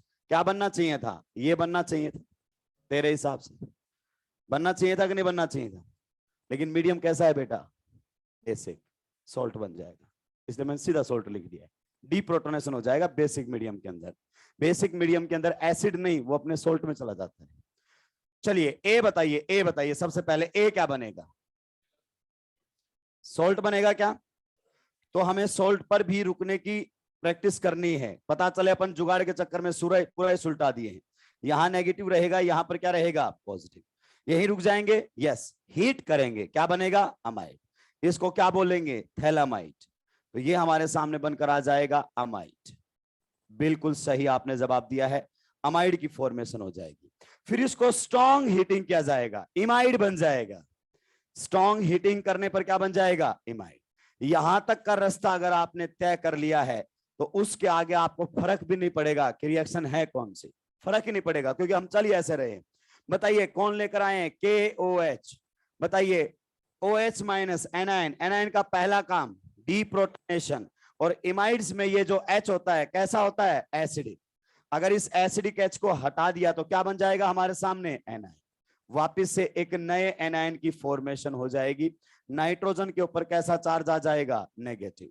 साथ में कौन रहेगा? K plus. फिर से बताइए, एनायन बन गया है, एनायन का पहला काम डीप्रोटोनेशन। सामने वाले के पास कोई एसिडिक हाइड्रोजन है क्या? सामने वाले के पास कोई एसिडिक हाइड्रोजन है क्या? नहीं। दूसरा काम पोलर पाई बॉन्ड है क्या? तीसरा काम SN2 या E2, ये करेगा इसके ऊपर अटैक और बॉन्ड टूटेगा, अटैक। ये हमारे सामने बनकर आ जाएगा। अगर ये बना तो उसके बाद क्या करवाना है हमें? हाइड्रोलाइसिस। ये वाला ग्रुप यहां पर जुड़ा होगा क्या? यस। हाइड्रोलाइसिस करवाइए भाई लोगों, हाइड्रोलाइसिस। अगर आपने इसका हाइड्रोलाइसिस करवाया तो यहां पर कौन आ जाएगा? OH। यहां पर कौन आएगा? H। यहां पर H और यहां पर OH। तो बेसिकली हमें अपने अमीन पर फोकस करना है और क्या बनकर आएगा? Ethyl amine. This will be the product of this chemical reaction। देखिए जो थोड़ी देर पहले हमने पढ़ा था कार्बोक्सिलिक एसिड की रिएक्शन अमोनिया और उसके डेरिवेटिव के साथ वापस रिपीट हो गया है। यहां तक का हम पहले भी पढ़ के आए थे, इमाइड तक। इसी को ऐसे कंटिन्यू कर दिया, इसलिए मैंने बोला था कि सीक्वेंस रिएक्शन में लपेट लेगा, लेकिन इतनी लंबी लिखेगा नहीं। क्यों? क्योंकि यही क्वेश्चन अगर उसने छाप दिया तो 16 लाख बार छपेगा। कितनी बार छपेगा? स्पेस का बहुत ध्यान रखता है। अगर डिजिटल होता तो उसको कोई दिक्कत नहीं है, लेकिन अपना कैसा है? ऑफलाइन मोड में है, तो उसको पेपर छापने में भी खर्चा आएगा। और जो आपसे लिया जाता है पैसा फॉर्म का, उसमें से कुछ बचाएंगे भी तो सही, सारे ही खर्च कर देंगे तो क्या मतलब होगा? ये गवर्नमेंट का एक जरिया भी है। बहुत बार क्या करेंगे? भर्ती निकाल देंगे, अपॉइंटमेंट के लिए बोलेंगे फॉर्म भरो और फिर कैंसिल कर देंगे। पैसे आ गए उनके पास, सरकार के पास, बढ़िया है। बेरोजगारी को पैसे देने की बजाय उनसे हेड लेते हैं और फिर बोलते हैं कैंसिल। भाई हजार रुपए और चले गए बेचारों के फॉर्म के अंदर, इकोनॉमी बढ़ेगी। ये कॉमर्स का स्टूडेंट है राक्षस। चलिए सुलटा दिया है क्या? नेक्स्ट और वन ऑफ द मोस्ट, अबे राक्षस कौन सा वेट करवा रहा है? टोपी वाले तू बोला है क्या? तेरे पीछे भी एक टोपी वाला एक्सप्रेशन ले से बोली, तू यूं कर रहा उस तेरे से पूछ रहा हूं, अभी भी नहीं बोल रहा है। तेरे को नहीं, वो बेटा राक्षस पीछे, वो शायद तू भूल गया तूने टोपी पहनी है। दूसरे को देख रहा है, उसको याद नहीं कि टोपी मैंने पहनी है। चलिए सुलटा दिया है क्या? चलिए नेक्स्ट रिएक्शन। अगर दिमाग सीज हो गया तो हल्की रिएक्शन लो, और दिमाग काम कर रहा है तो अगली important reaction Hofmann bromamide degradation. One of the most important reaction. इसको खत्म करते आप लोग क्या है? Free. Hofmann bromamide degradation reaction. भाई नीट का पेपर देने जाने से पहले बाकी के मैकेनिज्म देखे या ना देखें, इसका मैकेनिज्म एक बार जरूर देखना। क्या हुआ? एसिडिक करवा तो क्या फर्क पड़ता है? सॉल्ट की बजाय एसिड बन जाएगा, उससे कोई फर्क नहीं पड़ता है। चलिए तो नेक्स्ट रिएक्शन, सेकंड रिएक्शन, ये भी प्रिपरेशन मेथड है भाई। Hofmann bromamide, Hofmann bromamide degradation reaction. Hofmann bromamide degradation reaction. Preparation of amines में one of the most important reaction. One of the most important reaction. Hofmann bromamide degradation. देखिए इसके भी अपने limitation है. Gabriel phthalimide synthesis के limitation थे कि उसमें केवल प्राइमरी बनता था. प्राइमरी में भी एलिफेटिक. ये प्राइमरी बनाएगा लेकिन एलिफेटिक के साथ साथ एरोमेटिक भी. लिखिए, this reaction is given by 1 degree amides only. Amides में केवल कौन देंगे? 1 degree. This reaction is given by 1 degree amides. 2 degree और 3 डिग्री अमाइड इस रिएक्शन को नहीं देंगे. This reaction is given by 1 degree amides. Bracket में लिखेंगे 2 degree and 3 degree amides doesn't give this reaction. 2 degree and 3 degree amides don't give this reaction. Amides लिखा है तो डोंट, अमाइड लिखा है तो डजंट. मैं इंग्लिश सुधार रहा हूं. 2 degree and 3 degree amides don't give this reaction. Next, using this reaction we can prepare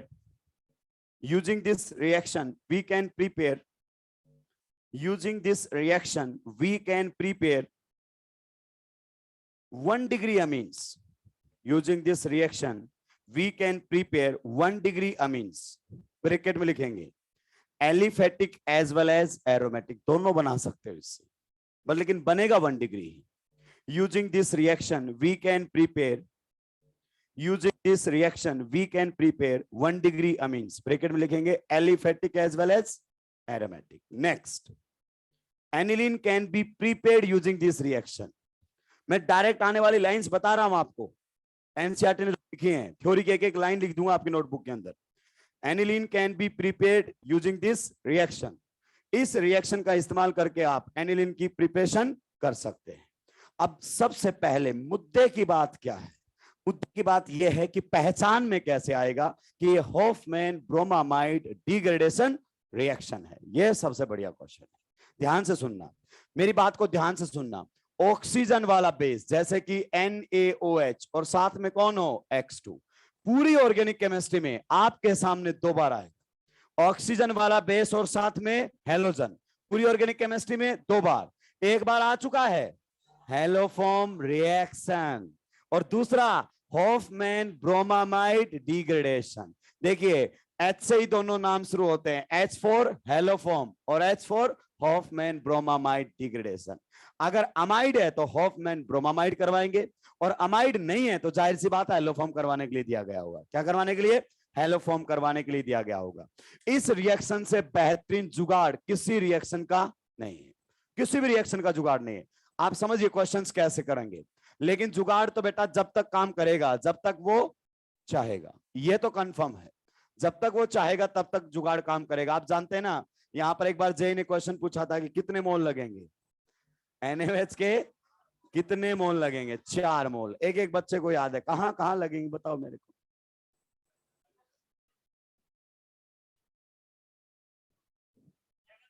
जगह देखकर बताएंगे. ये सही है कि आप पढ़ाओ, जगह है कि तब मैं बताऊं कहां कहां लग रहे हैं. देखिए रिएक्शन Br2 के साथ में NaOH या KOH और सॉल्यूशन कैसा रहता है? डाइल्यूट वाटर रहता है. क्लियर? ये रिएक्शन दी हुई है. आ गया ऑक्सीजन वाला बेस और साथ में हेलोजन. तो ये हमारे सामने है अमाइड. अमाइड कैसा होना चाहिए? 1 डिग्री. ये कंफर्म है भाई. 2 डिग्री अमाइड इस रिएक्शन को नहीं देगा. इससे बेहतरीन जुगाड़ नहीं है. इस CO को उड़ा दो बीच में से, केवल CO को उड़ा दो. अगर 1 डिग्री अमाइड है तो प्रोडक्ट में क्या बन जाएगा हमारे सामने? 1 डिग्री अमीन. That's all. एक कार्बन कम हो गया. Yes, it's a step down reaction. इसे हम डिग्रेडेशन बोलते हैं क्योंकि इसमें रिएक्टेंट से प्रोडक्ट जाने पर एक कार्बन कम हो जाता है, क्योंकि वही कार्बन रिएक्शन में बाहर निकल जाता है CO2 की फॉर्म में. तो ये हमारे सामने बनकर आ गया है 1 डिग्री अमीन. ध्यान से सुनते रहना. क्लियर? समझ में आया? हॉफमैन ब्रोमामाइड डिग्रेडेशन है. हाँ, फिर पता लग गया तो करना कैसे है? केवल आपको CO हटा देना है, अमीन बना देना है. केवल आपको CO हटा देना, अमीन. मैकेनिज्म भी पढ़ेंगे, टेंशन लेने की जरूरत नहीं है. मैकेनिज्म तो पढ़ेंगे क्योंकि बिना मैकेनिज्म के तो बात बनने वाली ही नहीं है. मैकेनिज्म के बिना तो अधूरा लगेगा आपको लाइफ में. रिएक्शन करवाई गई है किसके साथ? अब वो बदलेगा, अपने रंग बदलेगा. KOBr लिखेगा. क्या लिखेगा? KOBr. अब मैं कैसे बताऊं KOBr लिख दे? या फिर क्या लिख दे KOH और साथ में क्या लिख दे Br2। एक ही बात है कि अलग अलग? हेलो फॉर्म में बता चुका हूं इसके लिखने के तरीके। CO को क्या कर दें, गायब। देखिए क्या इसमें एनिलीन बन सकती है? यस, ये बनकर आ गया एनिलीन। तो इसमें 1 डिग्री अमीन भी बना सकते हैं, एलिफेटिक और एरोमेटिक दोनों। अगर आपने लिया है 1 डिग्री अमाइड, क्या लिया है 1 डिग्री अमाइड, तो क्या बनेगा हमारे सामने 1 डिग्री अमीन। 1 डिग्री अमाइड से 1 डिग्री अमीन, बस एक कार्बन क्या हो जाएगा, कम। मैंने बोला था आपको कि इसका इस्तेमाल वो जरूर करेगा ही करेगा। कौन से का? कार्बोक्सिलिक एसिड की रिएक्शन किसके साथ? अमोनिया और उसके डेरिवेटिव के साथ, क्योंकि अमाइड वो कई बार वहां से बना कर लाएगा। अब आएगा हमारे सामने सीक्वेंस रिएक्शंस का सिलसिला। ध्यान से सुनते रहना, जिसका दिमाग चले वही अपने दिमाग में सोच के जवाब देगा। कोई बोलेगा नहीं, बाजू वाले को नहीं बोलेगा, उसको गजनीपन का एहसास होने दो। आज यहां पर Br है, रिएक्शन करवाई गई है NaI एसीटोन, इसे बोलते हैं सीक्वेंस रिएक्शन। नहीं बोलना नहीं, A बनेगा। फिर रिएक्शन करवाई गई है NaCN के साथ, इन DMSO, B बनेगा। फिर उसकी रिएक्शन करवाई गई है 98% कंसंट्रेटेड H2SO4, क्या बनेगा, C। फिर रिएक्शन करवाई गई है Br2.KOH, ये हमारे सामने बनेगा D। क्लियर? ऐसे क्वेश्चंस को बोलते हैं सीक्वेंस रिएक्शन।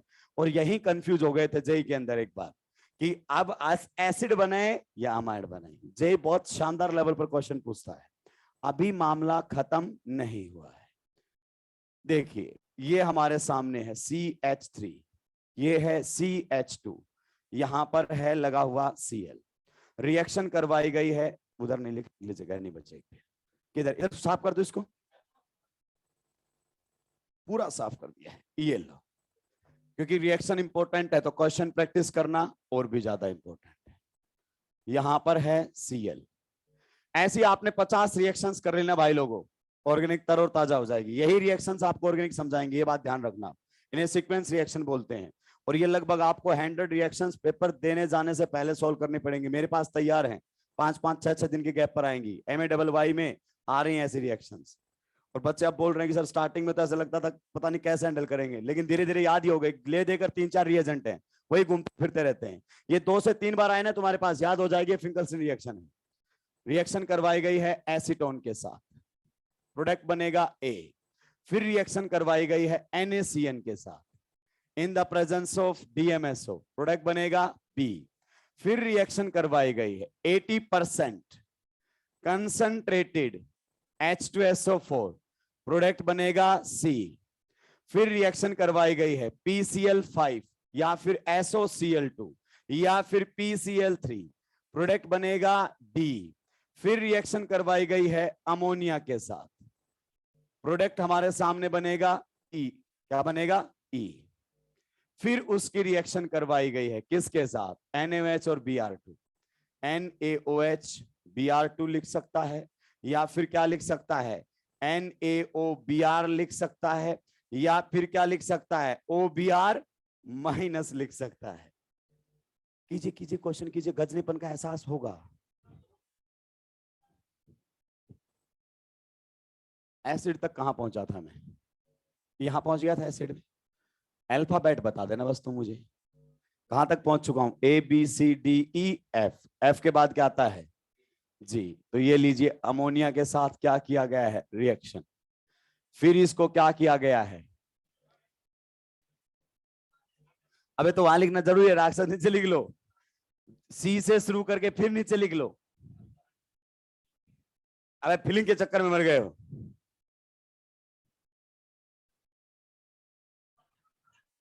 कौन सा राक्षस है? ABCDEFGH।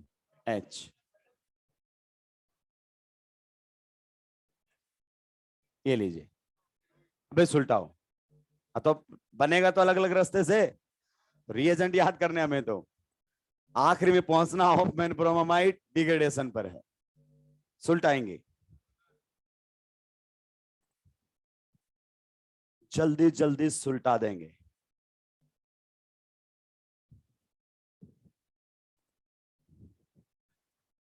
टोपी वाले सारे के सारे अधेड़ उम्र के राक्षस बैठे हुए हैं। छोटे बैच में कोई बोल देता है तो बाजू वाले को समझ नहीं आता है कि भैया इसका मतलब क्या था, पूछता है उससे। यहाँ एक बोलते बाजू वाले समझता है, उसको और बताता है कि इसको थोड़ा ऐसे बोलता तो अच्छा रहता। एज लिमिट लगा देंगे वो आगे से एलन वाले कि ये इस एज लिमिट से ज्यादा नहीं, अडल्ट को नहीं पढ़ाएंगे हम, तुम हमारे मास्टर को पढ़ाने तो देते नहीं हो। मास्टर कुछ भी बोलता है मतलब तुम निकाल लेते हो। अलग ही दिमाग काम कर रहा है कि इसने ये बोला है भैया इसका ये मतलब निकालते हैं।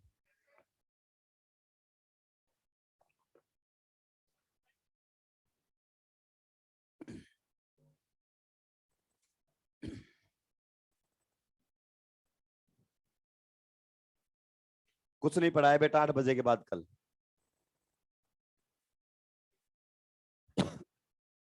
सुल्टा भी आराम से बैठे हुए हो गया क्या? पहले कौन सा लिखा था? ये वाला।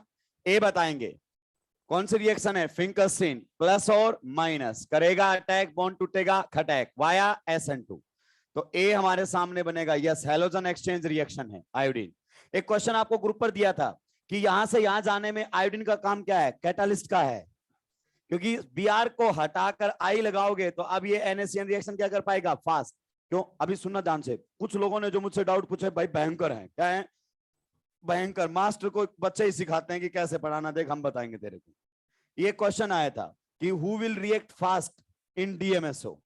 DMSO के अंदर कौन फास्ट रिएक्ट करेगा? अपने क्वेश्चन अगर आपने किया हो।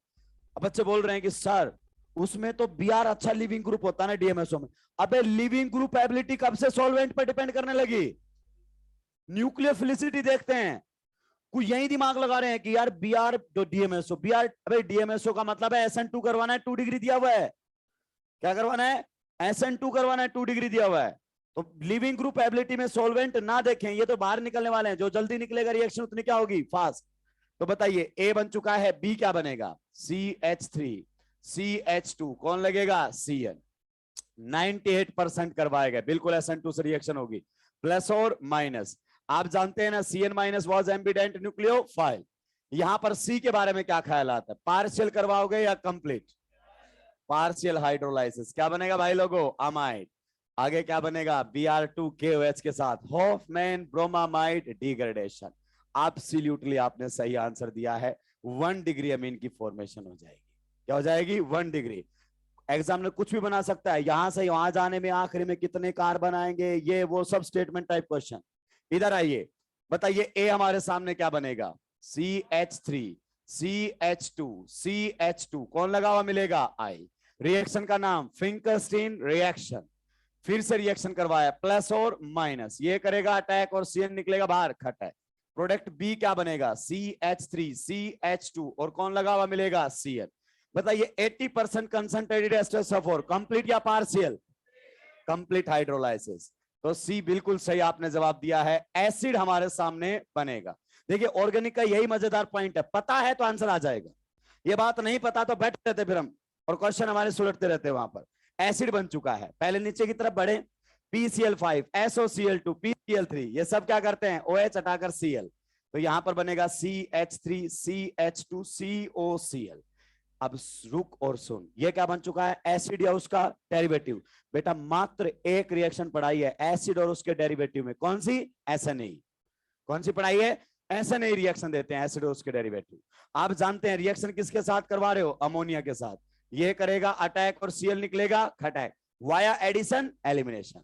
ये डायरेक्ट नहीं होगा, पहले ऐड होगा फिर वो हटेगा, O- हटाएगा उसको। तो यहां पर हमारे सामने E क्या बनकर आएगा? अमाइड। तो यहां पर अगर अपन बात करना चाहें तो ये हमारे सामने बनेगा अमाइड। अब सुनो ध्यान से, मेरी बात को ध्यान से सुनो, रिएजेंट को पहचानना सीखो। सीक्वेंस रिएक्शन का क्वेश्चन अगर गलत हो गया ना तो इससे शर्मिंदगी की बात नहीं हो सकती हमारे लिए। कई बार आपके सामने सीक्वेंस रिएक्शन में ऐसा फंसेगा, जैसे आप यहां से यहां जाके फंस जाएंगे कि ये नहीं पता चल रहा है यार डी से क्या बनेगा, तो ई के आगे का रिएजेंट देख, इसको देखकर क्लियर होगा, हो ना हो या तो हेलोफॉर्म या हॉफमैन ब्रोमामाइड डिग्रेडेशन करना है, तो क्या बनना चाहिए? अमाइड।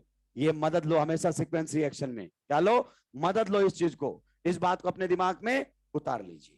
क्लियर? ये हमारे सामने बनकर आ गया है। आगे इसमें से CO गायब कर देंगे, एक कार्बन क्या हो जाएगा? कम। कितने कार्बन थे? 4, तो कितने कार्बन रह जाएंगे? 3। ये हमारे अमीन। बताइए इधर, इधर ये एसिड बना हुआ है, एसिड की पहले अमोनिया के साथ रिएक्शन आज ही पढ़ाई थी, आज ही पढ़ाई थी। एब्सोल्युटली सही जवाब दिया है। क्या बनेगा? सॉल्ट। ये बनेगा सॉल्ट। सॉल्ट को क्या किया जाएगा? हीट। हीट करने पर क्या बन जाएगा? अमाइड। तो यहां पर हमारे सामने बन जाएगा अमाइड। देखो सीक्वेंस रिएक्शन में ले लिया कि नहीं ले लिया? बेटा समझाना और याद करवाना दोनों मेरे काम है, लेकिन जितने भी क्वेश्चन आए ईमानदारी से करते रहना, ईमानदारी से। देखिए आप अपने साथ ईमानदार रहेंगे तो आपका सिलेक्शन नहीं रुकेगा।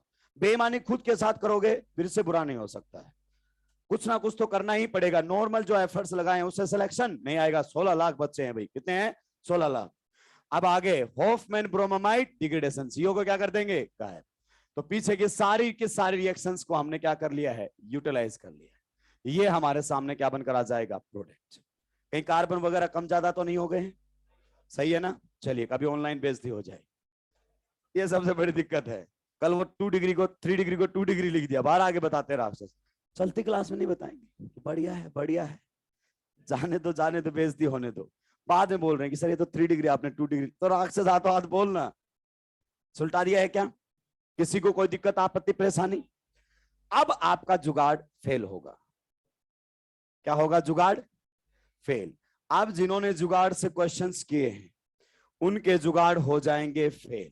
भाई लोगों ध्यान से सुन लेना। मान लीजिए रिएक्शन करवाई गई है हमारे सामने, NaOD D2O और साथ में दिया हुआ है Br2। अब सुलटेगा मामला, और ये क्वेश्चन बिना मैकेनिज्म के नहीं होगा। ये क्वेश्चन पता है बहुत सारे ऐसे हवाबाजी में चुटकी से उड़ा दे बना दे, उड़ा दे, वो भी ऐसे उड़ा देगा। यहां पर बिल्कुल अमीन बनेगा, लेकिन जो आंसर आएगा उसमें नाइट्रोजन पर H नहीं D मिलेंगे, और ये मैकेनिज्म क्लियर करेगा। जो हवाबाजी में ऐसे सीओ को उठा ले जाते हैं, पता नहीं कैसे कैसे तकलीफ से, ऐसे इसको लात मार दे, ऐसे इसको कोनी मार दे। अबे साहब बोल दे सीओ हटाना है तो इसमें एक्साइड होने वाली कौन सी बात है?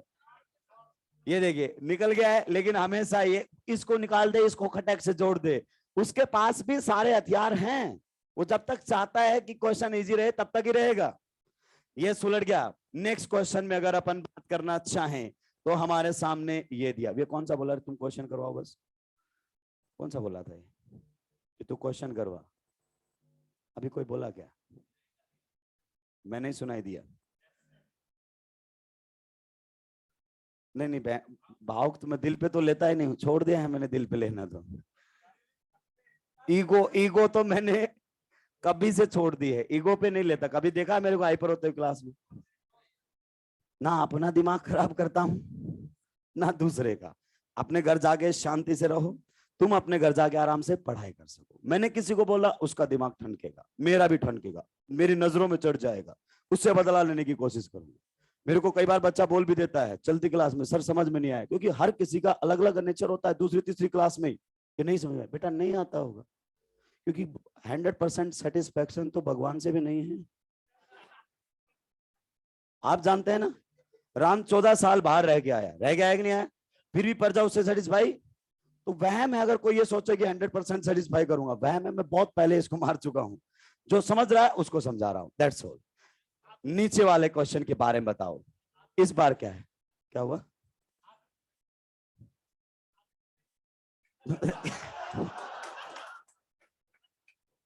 बात कहा थी, उसको कहां लेके गया है?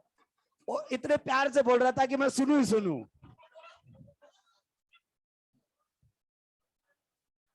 इधर इधर ध्यान देंगे, इधर क्या सीओ हटा देंगे क्या? यस, लेकिन डी नहीं आएंगे। क्या आएगा? एच। बस यही तो ध्यान रखना है, क्योंकि कई बार हम होते हैं बेटा हवाबाजी में। क्या होते हैं?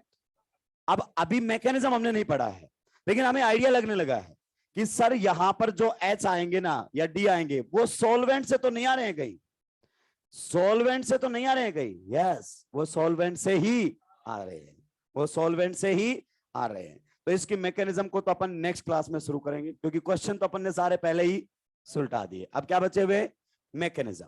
तो मैकेनिज्म अपन इसको अगली क्लास में क्या कर लेंगे? कंटिन्यू। आज के लिए इतना ही, धन्यवाद।